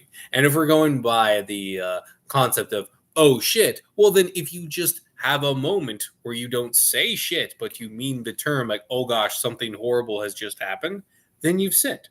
Like, you remember like the Pentecostal cussing? Yeah. Basically, it's like instead of hell, they'd say, oh gosh, or something. I was not allowed to say, oh gosh, dang it, or oh gosh, when I was growing up. It's stupid. It's dumb. I wasn't even allowed to say darn growing up. You're so cute. Anyway, hide my child's face. Anyway, see?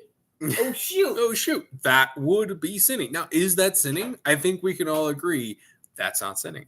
Because you would be sinning before you even have a chance to do anything. Because the oh shit is literally just a mentality you have. something like, oh shit, something fell. So where is the sin that Paul is talking about? Well, I think the answer, it comes to disrespect. When you're disrespecting people, you're being coarse against them. And this balancing things out properly, in my opinion. I wouldn't cuss in front of my parents. Right, yeah, because that's disrespectful. Especially no matter how mad. And you're not supposed to disrespect your parents. That one's clear in the Bible, right? There's no wiggle room around that. But it's in this case, it's important to understand what the problem is. And in that way, that means if all your friends cuss like sailors, you're not disrespecting them. There's not really a problem here. Like the word fuck didn't used to be a cuss word. It used to literally just mean put your seat where it doesn't belong. And it became a cuss word as a result.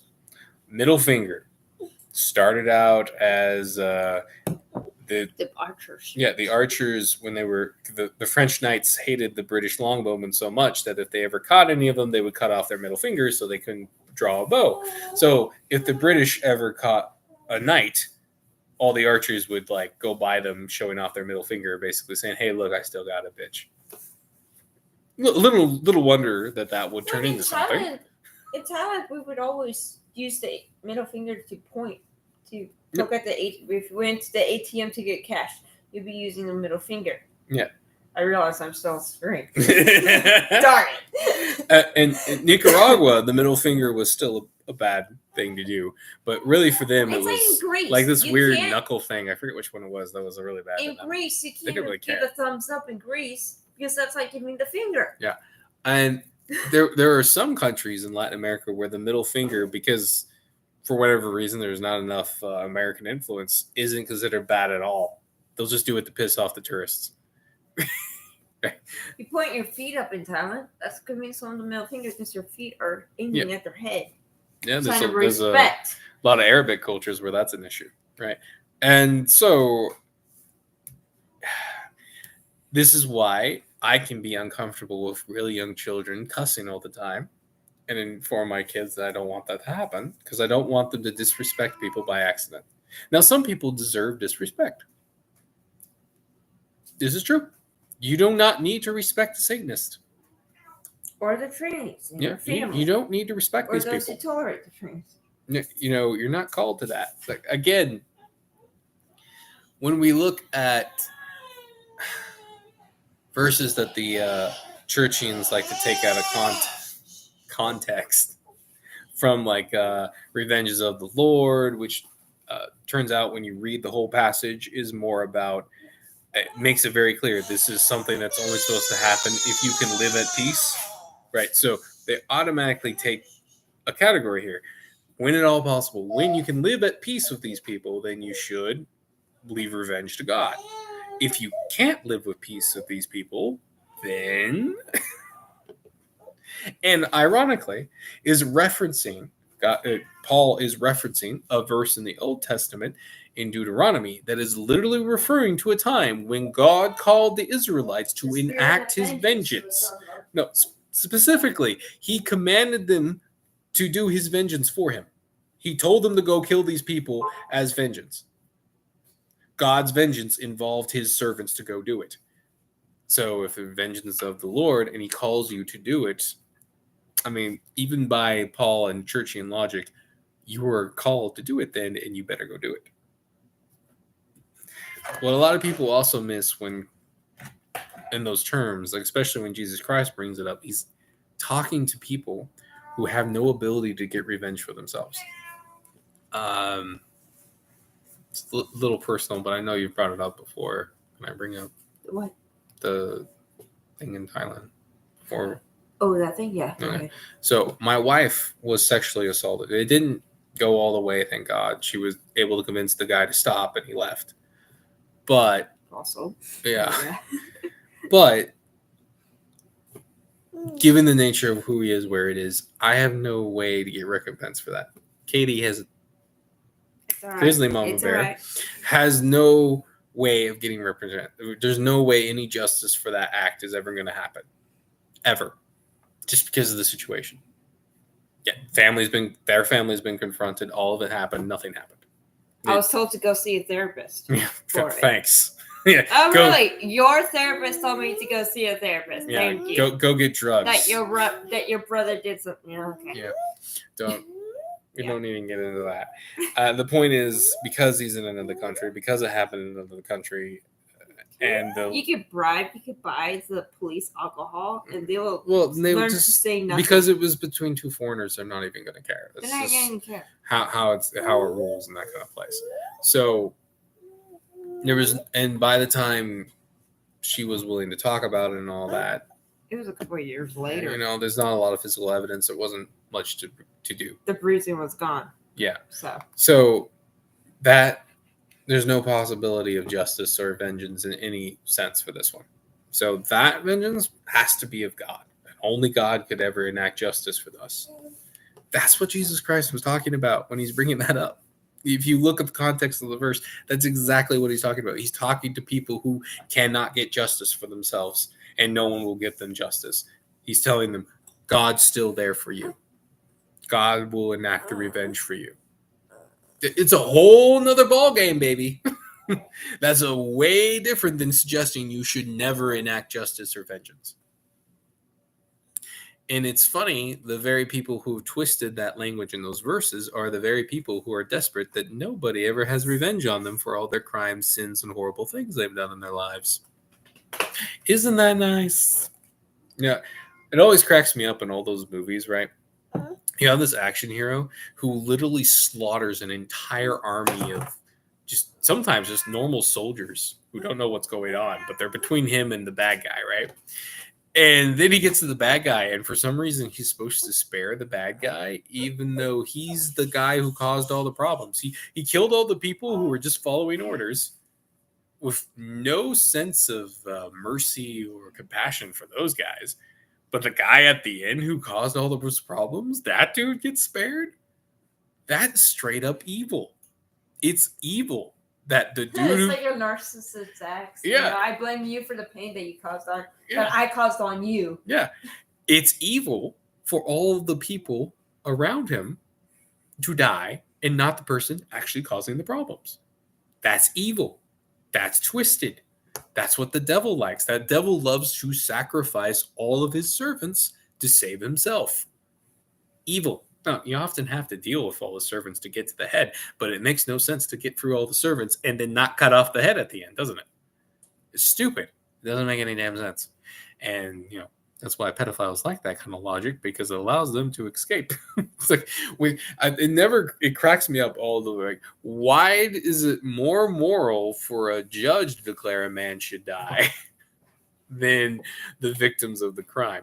The only thing you can say is maybe the judge is more likely to find the real culprit and not allow emotion to cloud him and kill an innocent man. That's the only thing you'd say. But if you're actually dealing with the culprit and everybody knows it's the person, right? It's clear. Why is it more moral for the judge to enact it? It's not. The dude's just another man. He has no true authority more than anybody else. And it's a frustrating situation. Because on the other side of the equation, I have a sister who's gone. Like, I'm mixed on this. I'm hoping she's not lying for attention, but it does make up with a certain stuff where her life went, how she ran from God. And she seemed to be in a situation where she was in a similar situation that dad didn't even know it. Yeah, that my wife had. But because there was no vengeance, nothing happened, and she basically covered it all up. Well, so for my dad's career, essentially, is probably the best way to put it. Mm-hmm. If it actually happened the way she said, I don't know. She's lied to me in the past. Not about this stuff, but she's lied about other stuff. So I don't know. On one hand, I think the lie could be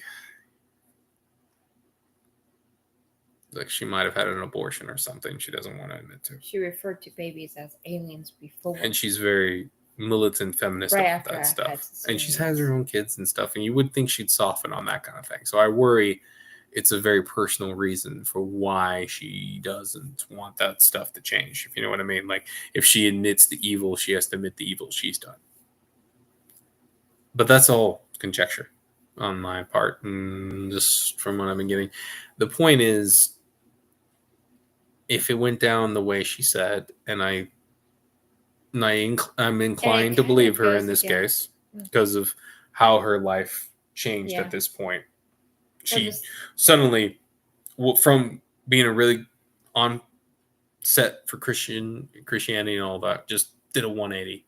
Like, I remember seeing her yearbook, writing notes and whatnot. It was very Christian-like. Yeah, it was. And now it's like completely opposite. Like, she's even said, "I don't believe in the devil, so I don't even believe in God." It was funny. She tried to pull that routine. We were having a. She tried to say, I don't think that Satanists are really a problem. And I said, how do you? And I threw it in her face, like, how do you feel about pedophilia and murder? And she's like, oh, I don't like. Well, then you don't like Satanists. And I actually silenced her. Dance. That was about. Oh, that was something else. Something else, though. This time she just sort of stopped and looked. Oh. Like, who would have guessed? People who go against the God who says don't murder and pedophilia and all that might actually do those things and want to do those things, which is why they go against the God who says you shouldn't do those things. Why? Who would have thought? Who would have thought that a pedophile might try to find a deity that allows him to do the horrible things he wants to do? Well, and then the things that she confessed on doing after. Well, that's I know. Also typical victim stuff of like, oh, I wasn't the victim, right? I wanted it. Yeah. Typical stuff. No, I'm talking about the things she told me. Right. Some of the, okay, well, I was talking about the. Yeah, I know. But later we're getting after that. We're getting past the point. Okay. Right. Yeah. We don't talk anymore. No, we don't. For obvious reasons. Besides the fact that we never Thanks really to Boxing. Helping us for that. Emotional tampon. You're not the emotional tampon. Then I'm not. Yeah, I know. I was trying to bring an important point to this.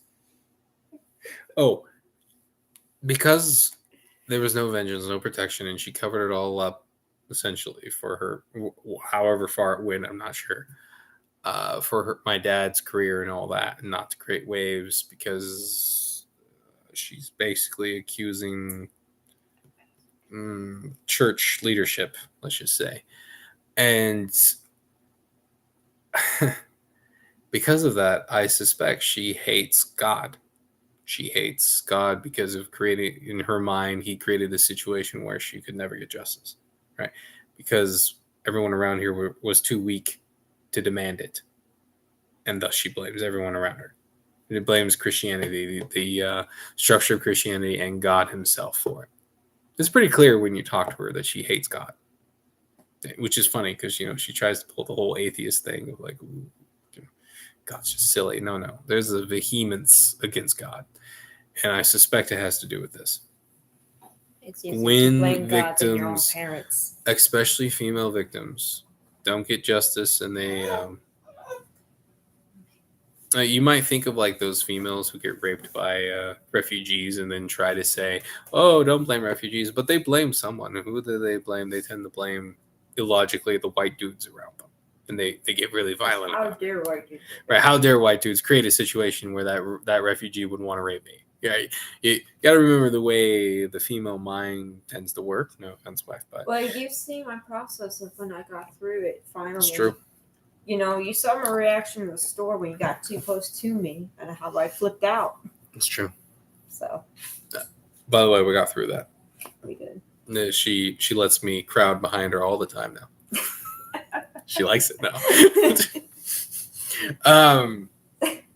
4 kids later. Yeah. Not at the grocery store. No. Flirtation, maybe, but not the other things. Flirtation that led to home. There you go. Run. But yeah, I have seen how destructive a lack of proper justice and revenge. And look, the Bible uses those terms interchangeably. This is something uncomfortable for most people to accept. And really, I always wondered when I was younger, like, what's the real difference here? What's the difference between a father killing the pedophile who took his son or an executioner doing it? What's the real difference here? Like what? I use somebody. And the real thing is, of course, is what they hide behind is making sure innocent people aren't mosquitoed. Innocent people aren't, but we look at the legal system now. Are they protecting innocent people? No, they're deleting those documents of sexual assault. Right. They're just over and over again. all deleting them county by county.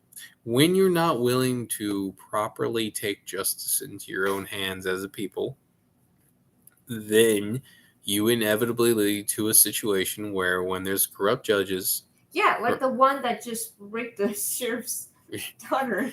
Yes, there was that story. Where because all it takes is one corrupt judge getting in the right spot one time, and then he can get his friends and his corrupt friends in the other leadership positions, and they will support each other and create essentially what we have today. Well, you don't even need Satan for that, but Satan is there, so it becomes even worse, if you know what I mean. It just from survival reasons, corrupt people tend to flock together. And they tend to give each other jobs, just like with those HR people, right? This is why HR has been cancer for companies. This is why one corrupt judge leads to corrupt judges everywhere, is because they get all their friends in, right? They push for the friends, they attach to each other, and then they can slowly pressure all the good people who aren't willing to do anything about them, right? Remember, a corrupt judge can keep himself above the law when he's doing it right. It's smart enough to do it right. And then when enough judges are there, you're not going to be able to break that. Enough judges, enough lawmakers, and all that. And if you're not willing to go outside the system to get justice and revenge, then that means they win. That's just what it means, because they've corrupted the system. Systems made by men are not infallible. I don't care if they're religious. I don't care if they're legal. They're at heart made by flawed individuals, and thus flawed. Not saying there aren't useful ones, and not saying we don't need them. But what we need is occasionally for people to realize when those systems have broken down and need, shall we say, a resurgence. And that's how it is. There's going to be practical people who can accept that, and then there's going to be people who will never accept that on like a religious seal. Like they've put legal systems as their god. And that's pretty accurate. Like if we look at like the people who are like Batman fans, if you will, of like that mentality that he should never kill Joker no matter what. Right? That's stupid. Like the reason why people don't like Jason Todd, I think, in those Batman circles is because I don't know if you know, Jason Todd is one of the Robins who gets basically completely screwed up by Joker and gets revived, like he gets brought back from the dead because of Wuju magic and the Lazarus pit thing. And he comes back and wants revenge on Joker. But most of all, he's furious that Batman has not killed Joker, because very accurately, Jason Todd points out that means he values Joker's life over his friend, over his protege, over the guy he was training and was adopted as a son, basically. And that's messed up and completely true. The dude's argument is 100% sound. In every sense of the word, 100% sound. You can't get around that. But the religious zeal of the judges or God, essentially, is just infuriating. You know, I love the way Vox puts it. Like, the law is whatever some weird co-ed in a black robe wants it to be that day on whatever menstrual cycle or donut she couldn't have. And that makes people very uncomfortable, because they've been sold a bill of goods about the infallibility of the system or whatever. And, you know, despite all the stories about corruption and whatnot, there's always like this mentality that you should still work through the system at somewhere or whatever. You know, it's bull. It's all bull. Always has been. And there is a balance, of course. Like, even the Bible brings up that time when everyone just did whatever was right to them. But there is no good human system out there that functions perfectly 100% of the time. There just isn't. So if you're not willing to go out from a system every now and then, well, you're inevitably going to get to a point where corruption rules you.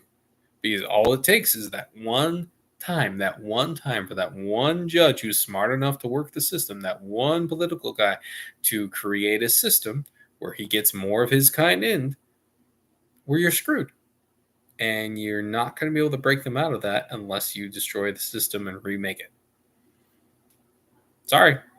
There's just the reality of the situation. And when you add not just humanity, but dark principalities, right? The fallen watchers, the devil, all this other stuff into the mix, you realize you also have this issue of generational immortal beings trying to corrupt your systems.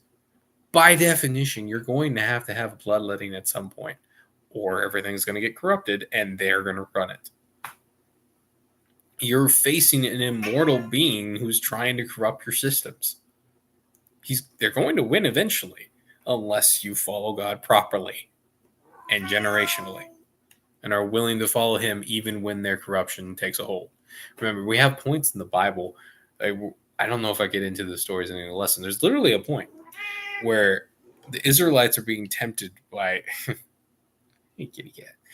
Tempted by these it was a Median, some people who basically sent their women to the Israelites to be whores and trying to convince them not to kill them for being very bad people and being descendants of giants and certain stuff.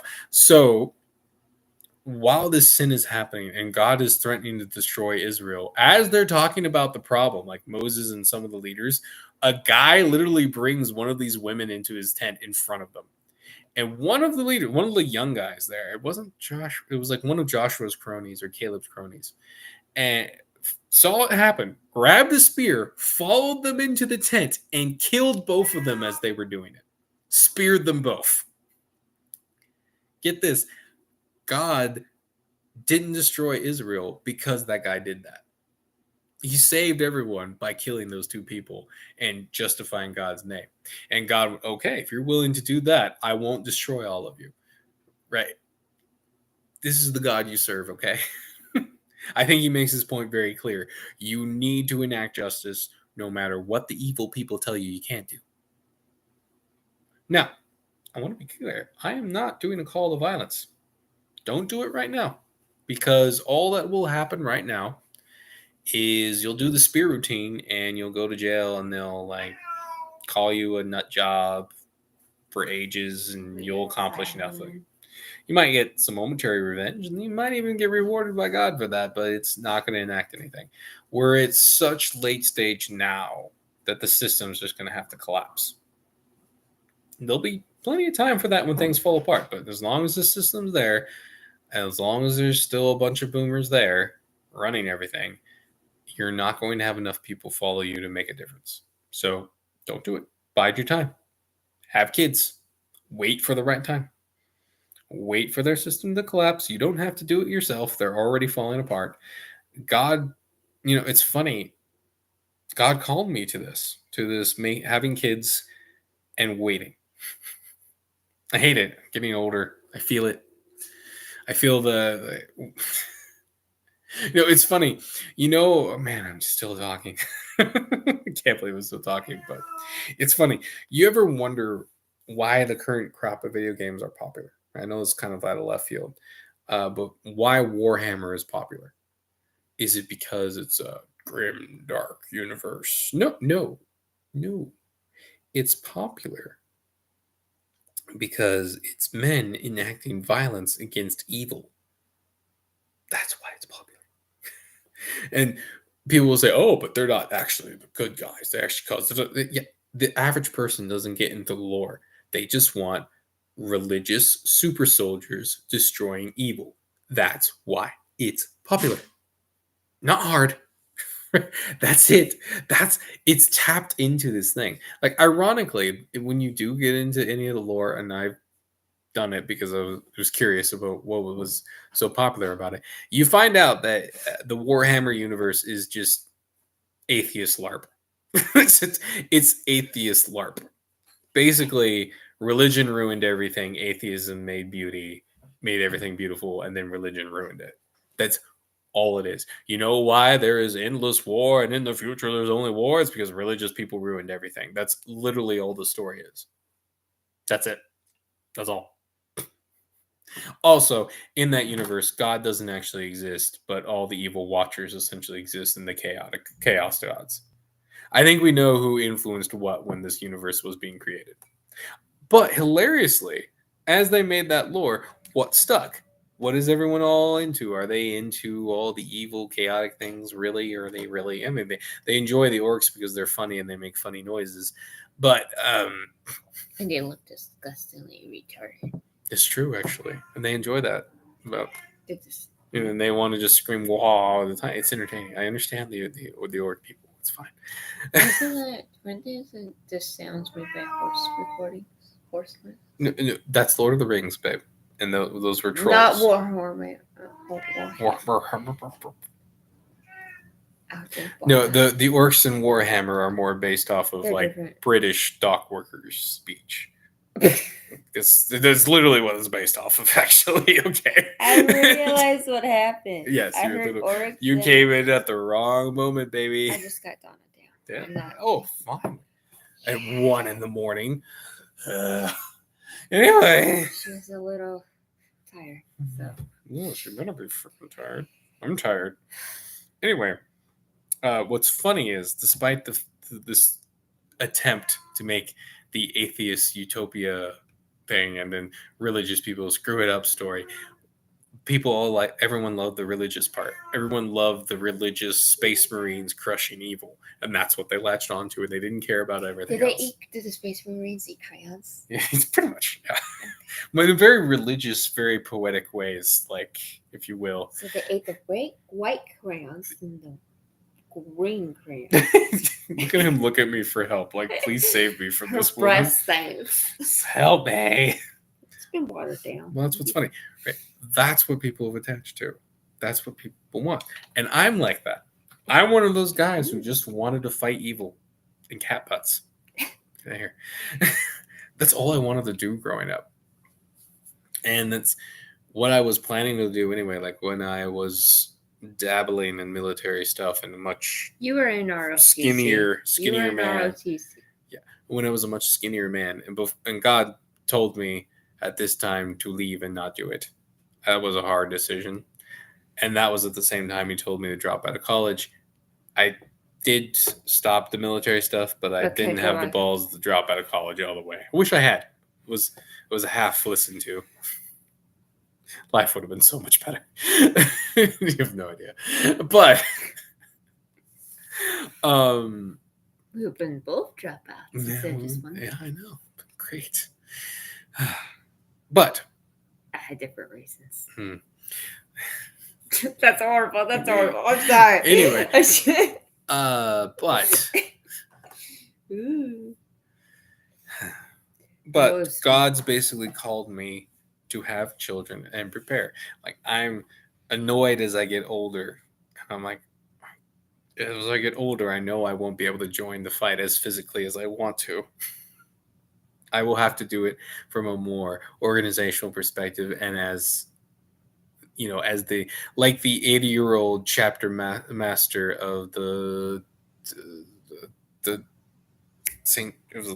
John Knights or something, fighting on about that guy. Yeah, in his 80s, fighting on the wall against the Muslims, right?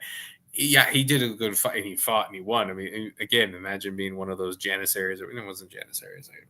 I was the Turks, if I remember correctly, but I don't think they had Janissaries. I don't think they had Janissaries at this fight, but imagine being one of these Muslim dudes who's like growing up to fight the infidel. You fought, you trained, and then you get killed by an 80-year-old man on the wall. I mean, talk about embarrassing, yo. You got killed. You're a 20-year-old dude killed by an 80-year-old grandpa on the wall. But and yeah, he survived that battle. To be fair, though, he was more there in symbolic. He did fight. He did kill people. but he obviously couldn't do it as long. He was 80 years old. The guys who did the brunt of the fight were the younger knights and all that. You got to accept what you're going to have to do.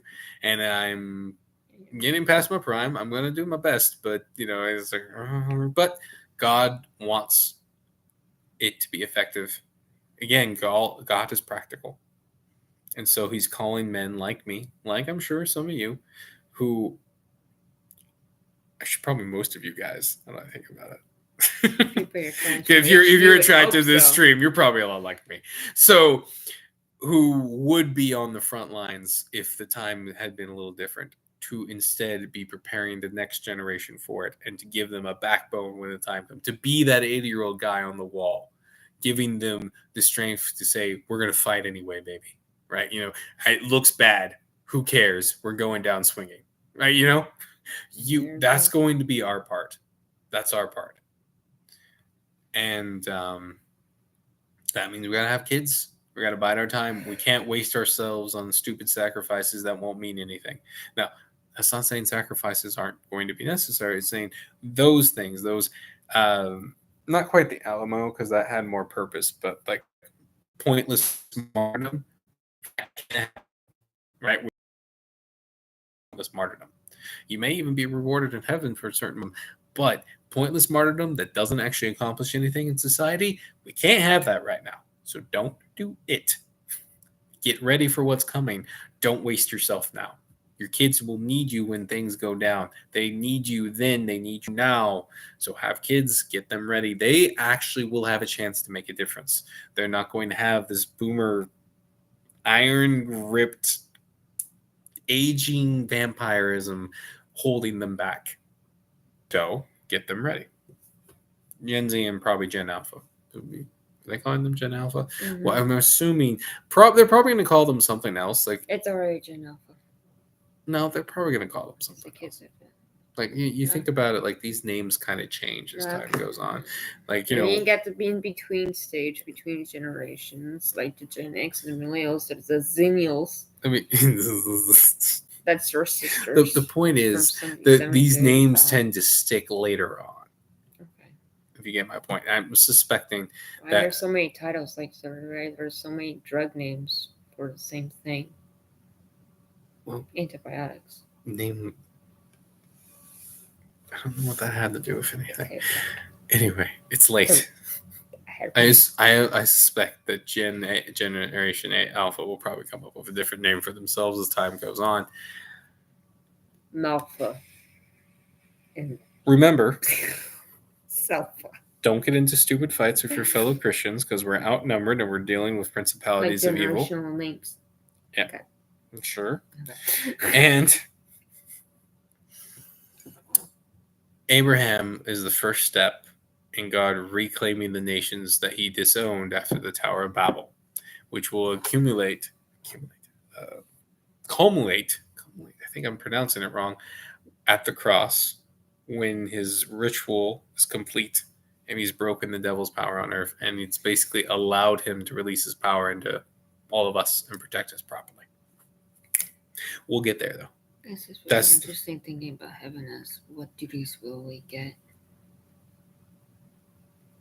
Watch your step. Call of Duty. Anyway, we're going to take Jew jokes out of this. That's a Jew joke, unfortunately. Oh, yeah. My cat is saying hi to my head. I'm so bald, he said. Anyway, guys, been awesome. Have fun. Thanks for showing up, chatting, listening to my crazy ramblings for like 2 hours. You guys are nuts. But I love you guys. I'll see you next Monday. I'm still planning on the Kickstarter, but I'm actually going to be going crazy and joining a game jam of all things. That's right. I'm going to be teaching myself how to make a horrible video game and make it as good as I can. In such a short amount, especially with the hurricane on the way. Yeah. Supposed hurricane. But that also gives me a little time to compile things the way I like. And at the end of the game jam, I think I'm going to try to get that Kickstarter together for the entire lesson plan.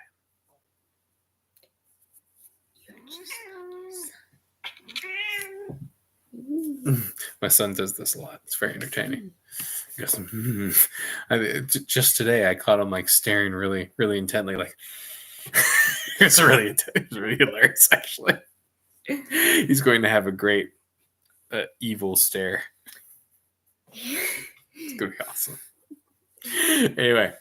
Bye. So, later. Been cool. It's like, subscribe, share. See you guys later. Hey, look, a button. A button. And then another button. Another button. Doo-doo.